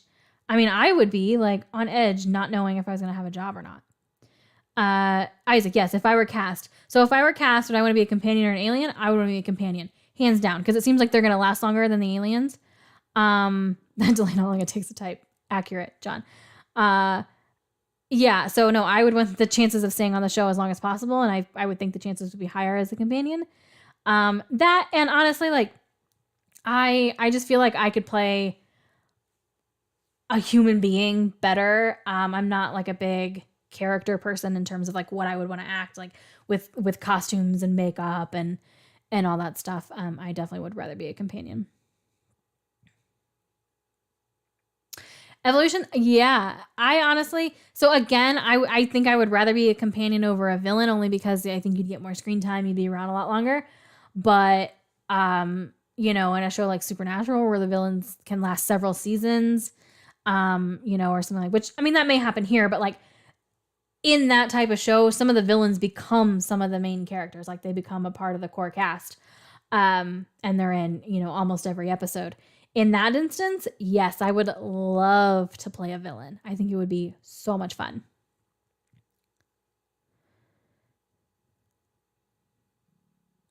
Do I think I'll ever do any movie reactions? I would love to. It's just with me struggling to get, you know, the equivalent of 15, 18 minutes worth of footage, you know, for an hour-long show to get YouTube to approve it. I don't know how on earth I would ever get a movie one approved.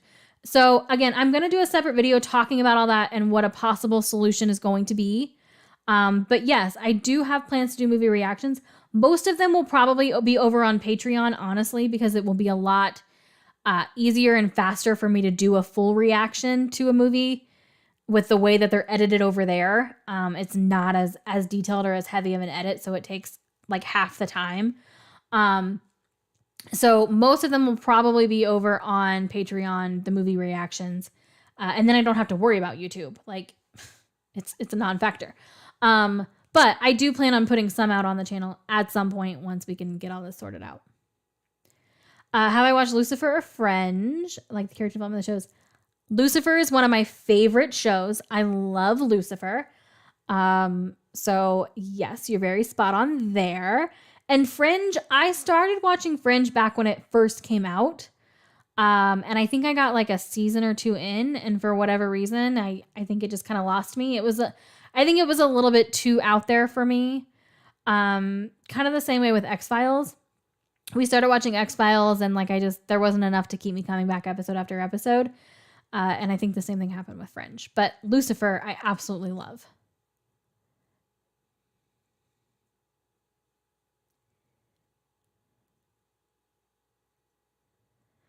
Do I think we'll see another race of monsters that are on another level? I think we have to. I mean, that's just kind of how TV shows work. So I feel like you kind of have to like up your ante. Otherwise, like, you know, why ever be fully scared? Like, who are the big bads going to be, you know, if not the Daleks? So I feel like, yeah, we have to see, and maybe not like more powerful, just kind of in a different way, more terrifying. But yeah, I feel like they have to up their game. Not to say that the Daleks are not, you know, are like a poor, like they're intense. I get it. But it just seems like that's the way TV shows work. But I also know that Daleks come back at some point, I think, or they go back in time. I don't know. Daleks are on the show again at some point. So maybe this is like the main thing. Could I post more than one OTH reaction a week? You've been enjoying this. Thank you so much, JJ. I'm so glad you've been enjoying them. I have been getting a lot of hate for them, which I kind of expected. So I really appreciate that you're enjoying them. Right now, I'm honestly struggling to even get the one up. It took, by the time, so like not even counting editing the actual episode, but literally just trying to get YouTube to let me post it. I spent 20 hours on that this week, just to get this week's video out. So until that gets resolved, which I'll do another separate video kind of breaking that down and what I think I'm going to do. There's no way I could do 2 weeks. And just with my schedule, I'm traveling a lot. I didn't anticipate doing 3 shows at once. But yes, ideally, I would love to get to the point where I'm putting out a video every single day of the week, basically. You know, I've got a lot of One Tree Hill to get through, a lot of Doctor Who to get through. So I would love to do like my kind of ideas, you know, at least 2 Doctor Who, at least 2 One Tree Hill a week. I would love to get to that point. And I mean, side note, maybe a little bit of a plug, once I can afford to pay an editor, you know, to edit the videos for me so that I'm not the one having to do everything, which by Patreon, you know, then that obviously, you know, the more I can afford to outsource to another editor, the more I can put out. So yeah, it's in the works. I would absolutely love to put out more. Again, I would love to be putting out a video every single day. Okay. Another series that will definitely get suggested.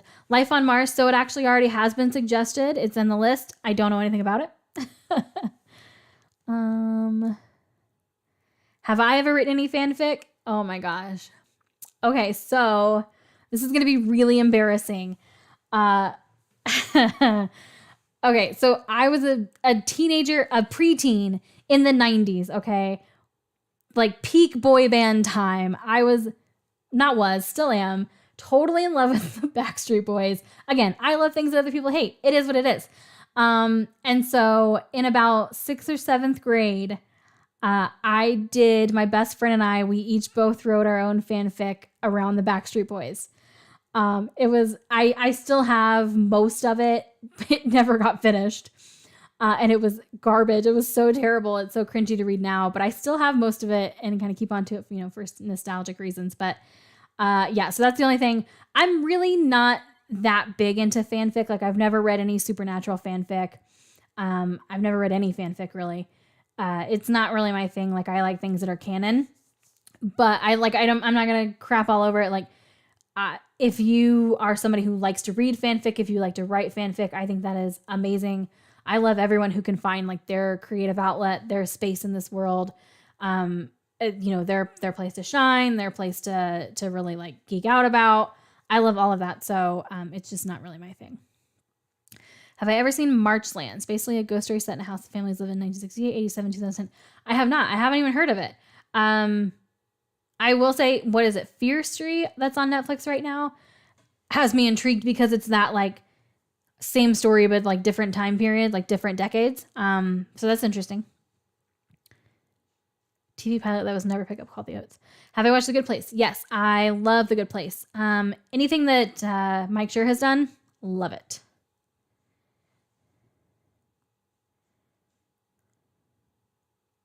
Thank you so much, Evolution. Thank you. Backstreet Boys for the win.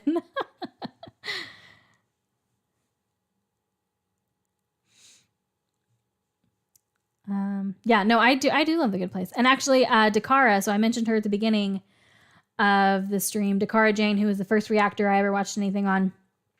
She's awesome. She's my favorite. I don't know if she's put them on YouTube because I do her Patreon, but she's been reacting to The Good Place. Although I haven't watched it in a while, just because, since I started this channel, I haven't had time really to keep up with a lot of, like, she does Buffy as well, and I haven't had a chance to start it. So I don't know if she's still doing it or if she was just, like, testing it out to see how it went, but she seemed to really like it, so I would be surprised if she wasn't still doing it.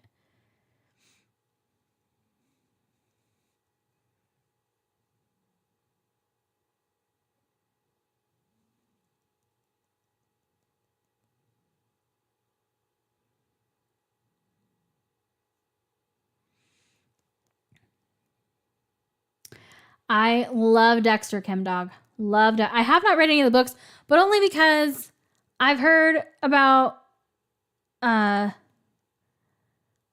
and Dexter, which I know they kind of went into that in the show.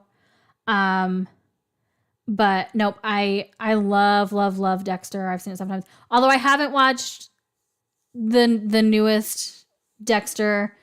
I was really excited about it until I saw a preview, and I'm really afraid it's gonna like really ruin what Dexter was, and like it seemed to have lost like everything that made Dexter, made it special, made it such an enjoyable show. And so I've really been putting off watching that. So if you've seen it, as somebody who loves Dexter, I'd be curious to know your thoughts on that. Pushing Daisy. Is that the one with like the Reapers? Why am I blanking on his name? I know it. Inigo Montoya. I follow him on TikTok.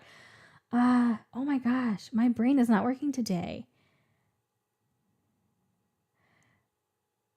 That's okay, Isaac. Thank you so much for coming in and coming back. I'm blanking on the name. Hopefully someone else can help me. But yeah, is that the one where it's like the blonde girl who's who dies and like becomes a Reaper?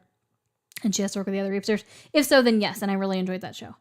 And I do believe there was a movie for it, and I never saw it.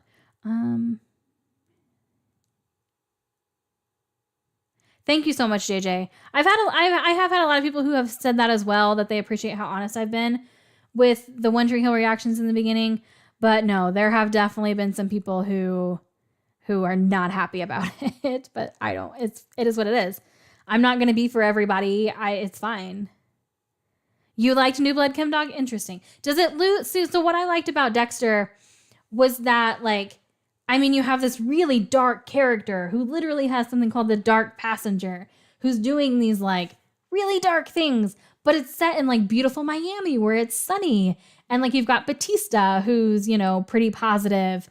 Sauron, thank you so much, seriously, for everything. It was so good having you on here. Yeah, so it was just that like juxtaposition that I really loved. And this New Blood seems like it's all like really dark.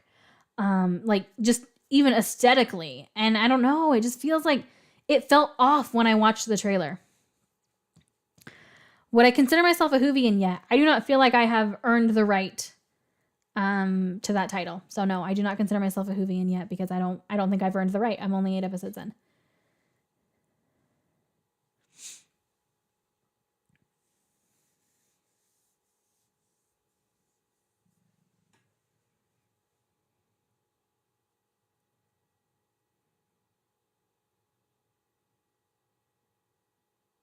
So actually, Kim Dog, one of the the stuff how I said I like collecting stuff from shows like replica weapons and Funko Pops and stuff. One of the things I got off eBay because somebody actually posted like a meme of it on Facebook, and it's coasters, but they look like slides, and they've got like the blood splatter on them, and they sit inside like his little box with the slides and stuff. And I was like, those are so amazing! I have to have them, and I tracked them down on eBay. And it was kind of a whole issue getting it to me because eBay, I hadn't updated my address and it was this whole thing. But I finally got them and they're amazing. So now my coasters in like our rec room are like Dexter's blood slides.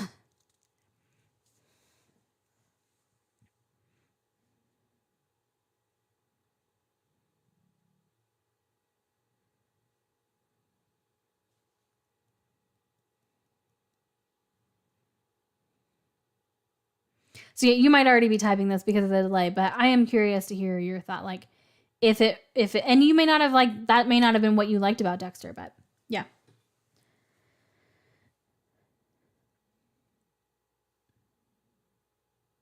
That and I honestly kind of like to pretend that the end of Dexter doesn't exist.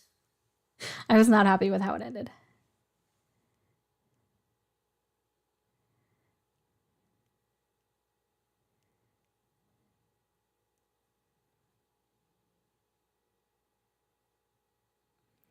So Evolution, as far as rewatching them down the line, I can't really say right now because I am only 8 episodes in. We'll have to see how it goes.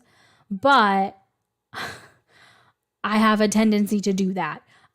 So if I rewatch Friends at least once a year. I rewatch The OC probably once a year. I have not stopped watching Supernatural since I started watching it last July. Like literally, I think I could probably count on one hand, for sure, 2 hands, the number of days since I started watching that show last July where I have not watched at least something with Supernatural.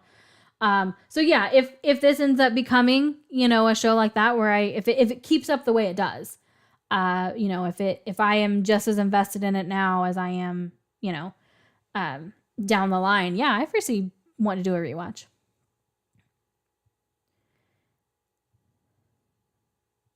Which I think I might have even said, I don't remember if I said that in episode 7 reaction that where like if I did a rewatch, that wouldn't be one that I would rewatch. I would skip past episode 7 on a rewatch.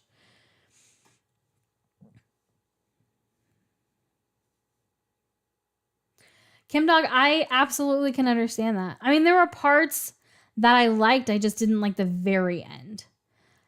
So like with the brain surgeon and stuff, I was on board with that because I'm fascinated, intrigued by like watching things about serial killers. So I have to be careful how I word that. But I just was not happy with the ending. I don't want to talk about it in case there is anybody who wants to ever watch it. Which if you haven't seen it, is amazing. And even though I don't like the ending, like still watch the show. It's so worth it. And I rewatch Dexter. We probably rewatch Dexter once a year. Because my husband likes it as well. It's one of the few shows that we have in common that he really likes and he'll rewatch with me. That and Breaking Bad. We'll rewatch Breaking Bad together. But yeah, it's just the very, very end that I don't like. The original showrunner came back for the new series. Interesting.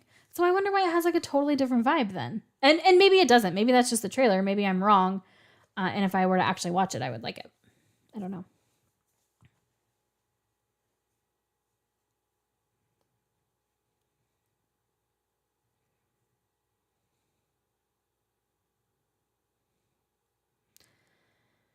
Little over 3 hours. Anything else? Because I know it's getting super late for those of you in the UK. And I'm honestly surprised my dogs have not lost their shit yet. They don't like being locked out of the office when they're home alone. The Living and the Dead. Only ran for one series. Brilliant ways I can't explain. Okay. I'll see if I can watch it. I watch the ID channel all day. I'm there with you. I have a podcast that I did with one of my best friends. We put it on hiatus, and then and with every intention to come back in February, and then I started this channel, and Doctor Who kind of took over my life, which I'm totally okay with. So we have not brought the podcast back, and I don't know that we're going to, because I was like doing all of the work for it, all of the post-production work for it. She put a lot of effort into the shows. But anyways, it was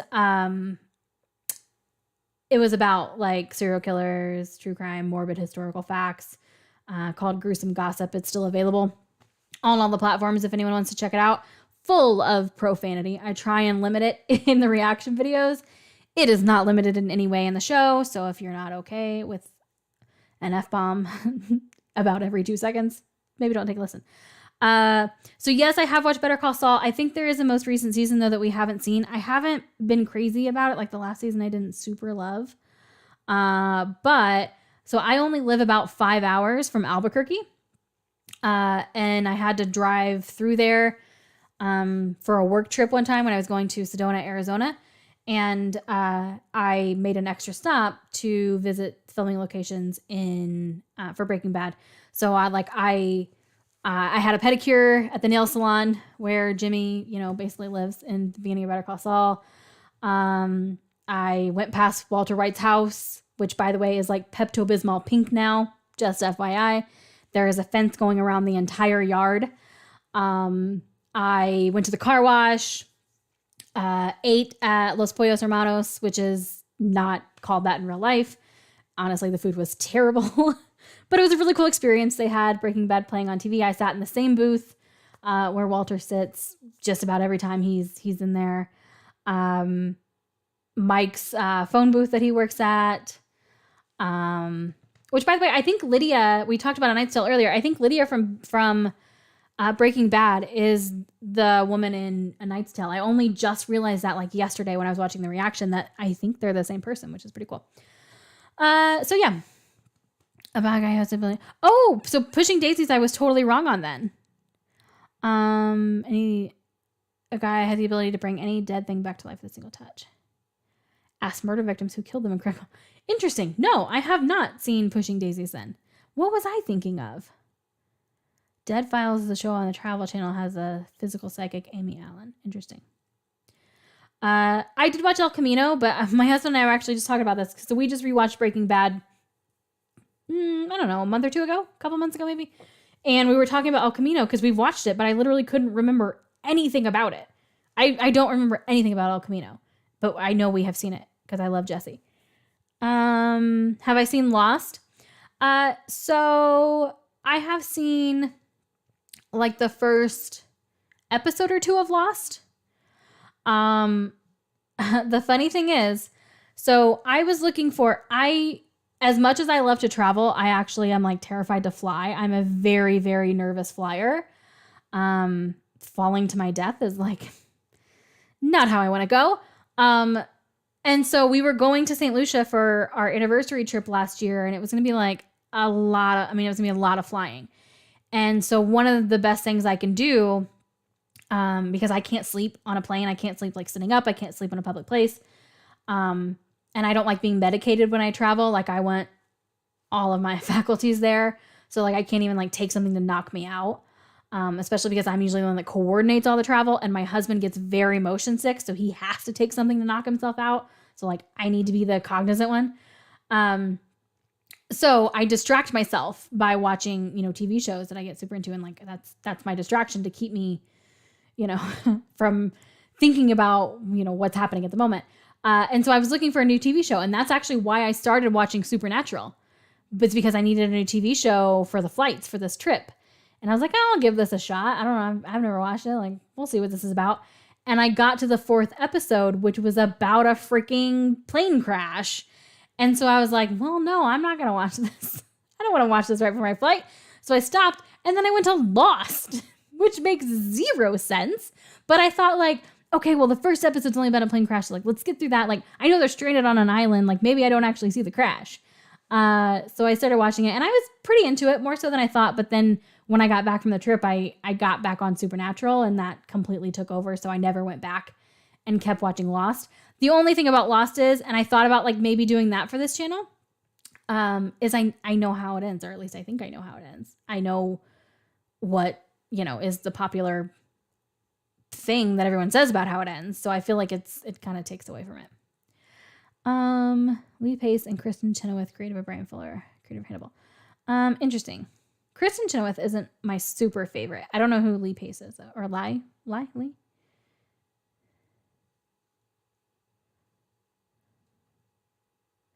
So, Will, there's not really anything else in Albuquerque but Breaking Bad stuff. I mean, there totally is. It's a whole city. But yeah.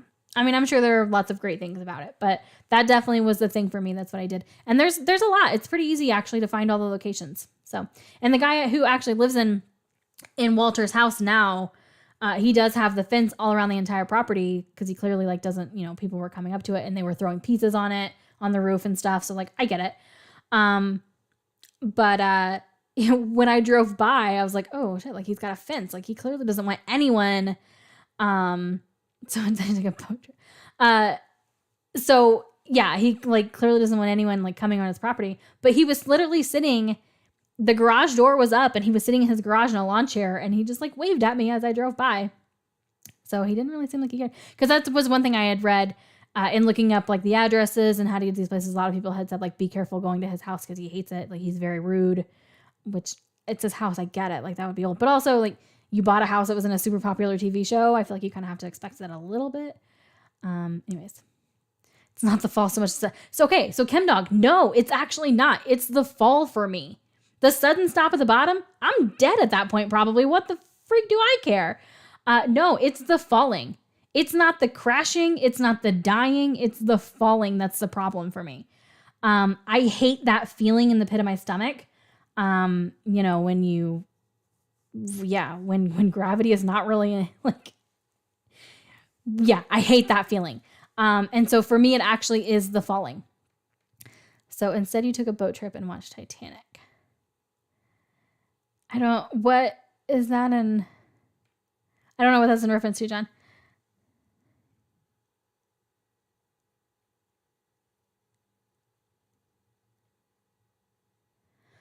Interesting. I like a little romance aspect to it. So yeah, that's interesting. No, I didn't know that. I'm still trying to think of what the other one was that I was thinking of though, where it's the Reapers.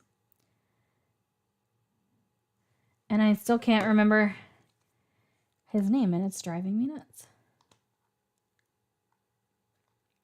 So I have to look that up because I'm not doing a reaction right now. So I can actually go onto IMDb and look it up. You have no idea how hard it is for me to not do that while I'm watching reactions. I hate to take off on a plane ride. It just doesn't feel natural. See, I'm okay with that. I mean, it gives me a little in my stomach, but I'm mostly okay with it. Really focusing on what it's like to be in a non-physical romantic relationship and the struggles that comes with.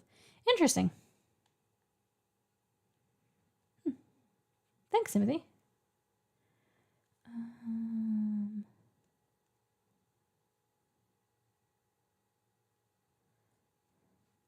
Mandy Patinkin. Thank you. Oh my gosh. I have no idea how it took me so long. Yes, Mandy Patinkin. He's in the other show that I am thinking of. So I guess I could just look that up. I feel like it had something a similar name though. Maybe I'm wrong.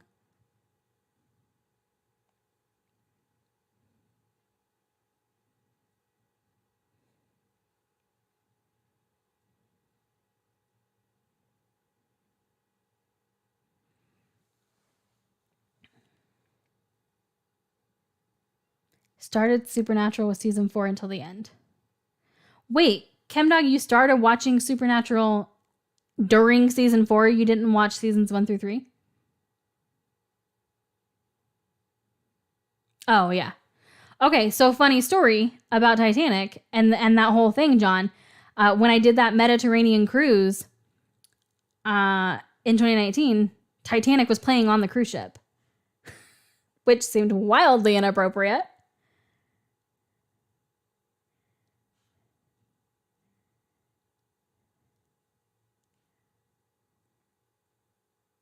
Don't mind falling as long as you don't stop too abruptly. No, it's a stop. I'm probably dead, so what do I care at that point? It's the falling.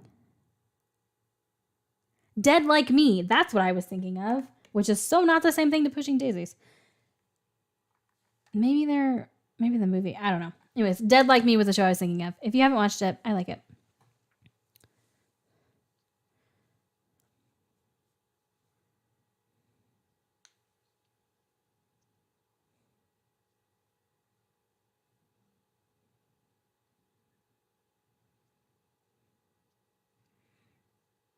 Kim Dog, you have me really curious now. I need to know. Did you really start Supernatural during season 4?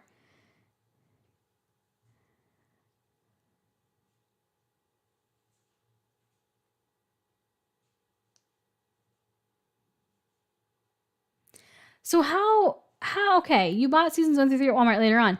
How far did you get into the show before you watched seasons 1 through 3? I feel like nothing would make any sense if you didn't watch them in order.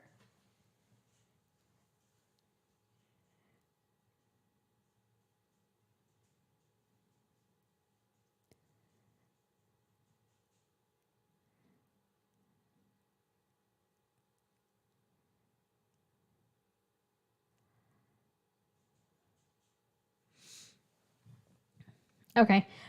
So Kim Dog, I want to hear about that, and I'm going to stay on. Hopefully you answer. But I can definitely hear my dogs getting restless. So I'm going to have to wrap this up pretty soon. But I need an answer. Would I ever watch The Walking Dead? So funnily enough, I actually used to be a huge fan of The Walking Dead. Even though, okay, fair point, Will, touche. But it's not the same, trust me. So yeah, even though I am terrified of zombies, like terrified of them, I used to love The Walking Dead. Until what was it, season 7 or something? I gave up like mid-season on one of the seasons. And it was just because it was when they started, other groups started to become involved, and it would get to the point where like you'd only get an episode with one of like the main characters that like I had developed, you know, an investment in, like every 4 episodes or something. And like you'd spend all this time, like, so something big would happen and they wouldn't go back to it for like 4 episodes. And then in the meantime, you're like in these other, you know, communities that I really just did not care about. And I finally gave up. My husband and I were watching it together. He gave up a little sooner than I did. I tried sticking it out and I just couldn't do it.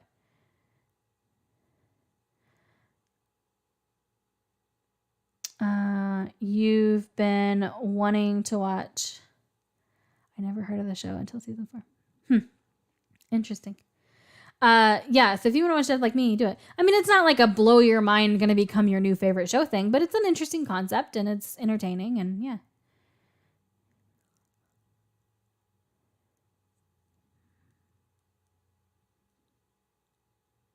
Okay. Yeah, Pushing Daisies sounded interesting. It might be one that I have to do a pilot reaction to. I like dark comedy. I'm totally on board with that. I have no problem with it. And especially if you like mix in things that are, again, those juxtapositions. So it's like a fairy tale world, but like really dark comedy, and you're dealing with dead people. Sounds interesting. Good night, Will. Yeah, so I think I'm going to go ahead and wrap it up as well. Like I said, my dogs are going antsy. I can hear them prancing around out there. So thank you so much, everybody who has been here, especially those of you who have been here basically since the beginning. 3.5 hours is kind of crazy. I never expected it to go this long, but I so appreciate you being here. I appreciate you being a subscriber. I appreciate you supporting my journey, watching the videos, everything. And the great conversation here. So I'm looking forward to definitely doing this again in the future. So, all right, gonna wrap it up. I'll leave some time for the lag, so that you can actually hear this and I'm not just like gone all of a sudden. But thank you again. Also, I don't know why I had my headphone in the whole time. Feel free to point that out next time. I literally didn't have to hear anything. I don't know why it was in. Again, 7 hours of sleep like all week long.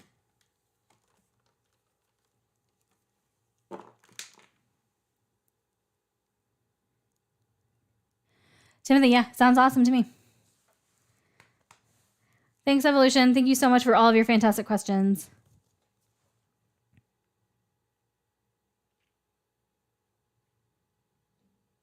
You too, Kim Dog. Thanks.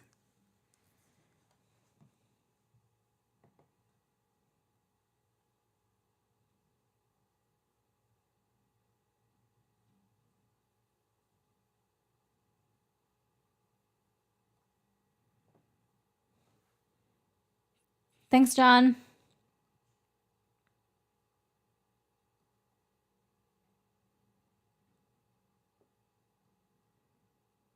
Thanks, Timothy. Thank you so much, everybody. Seriously. All right. I'm going to go ahead and end the stream here. So if I don't say goodbye, it's just because of the delay, I promise. But thank you.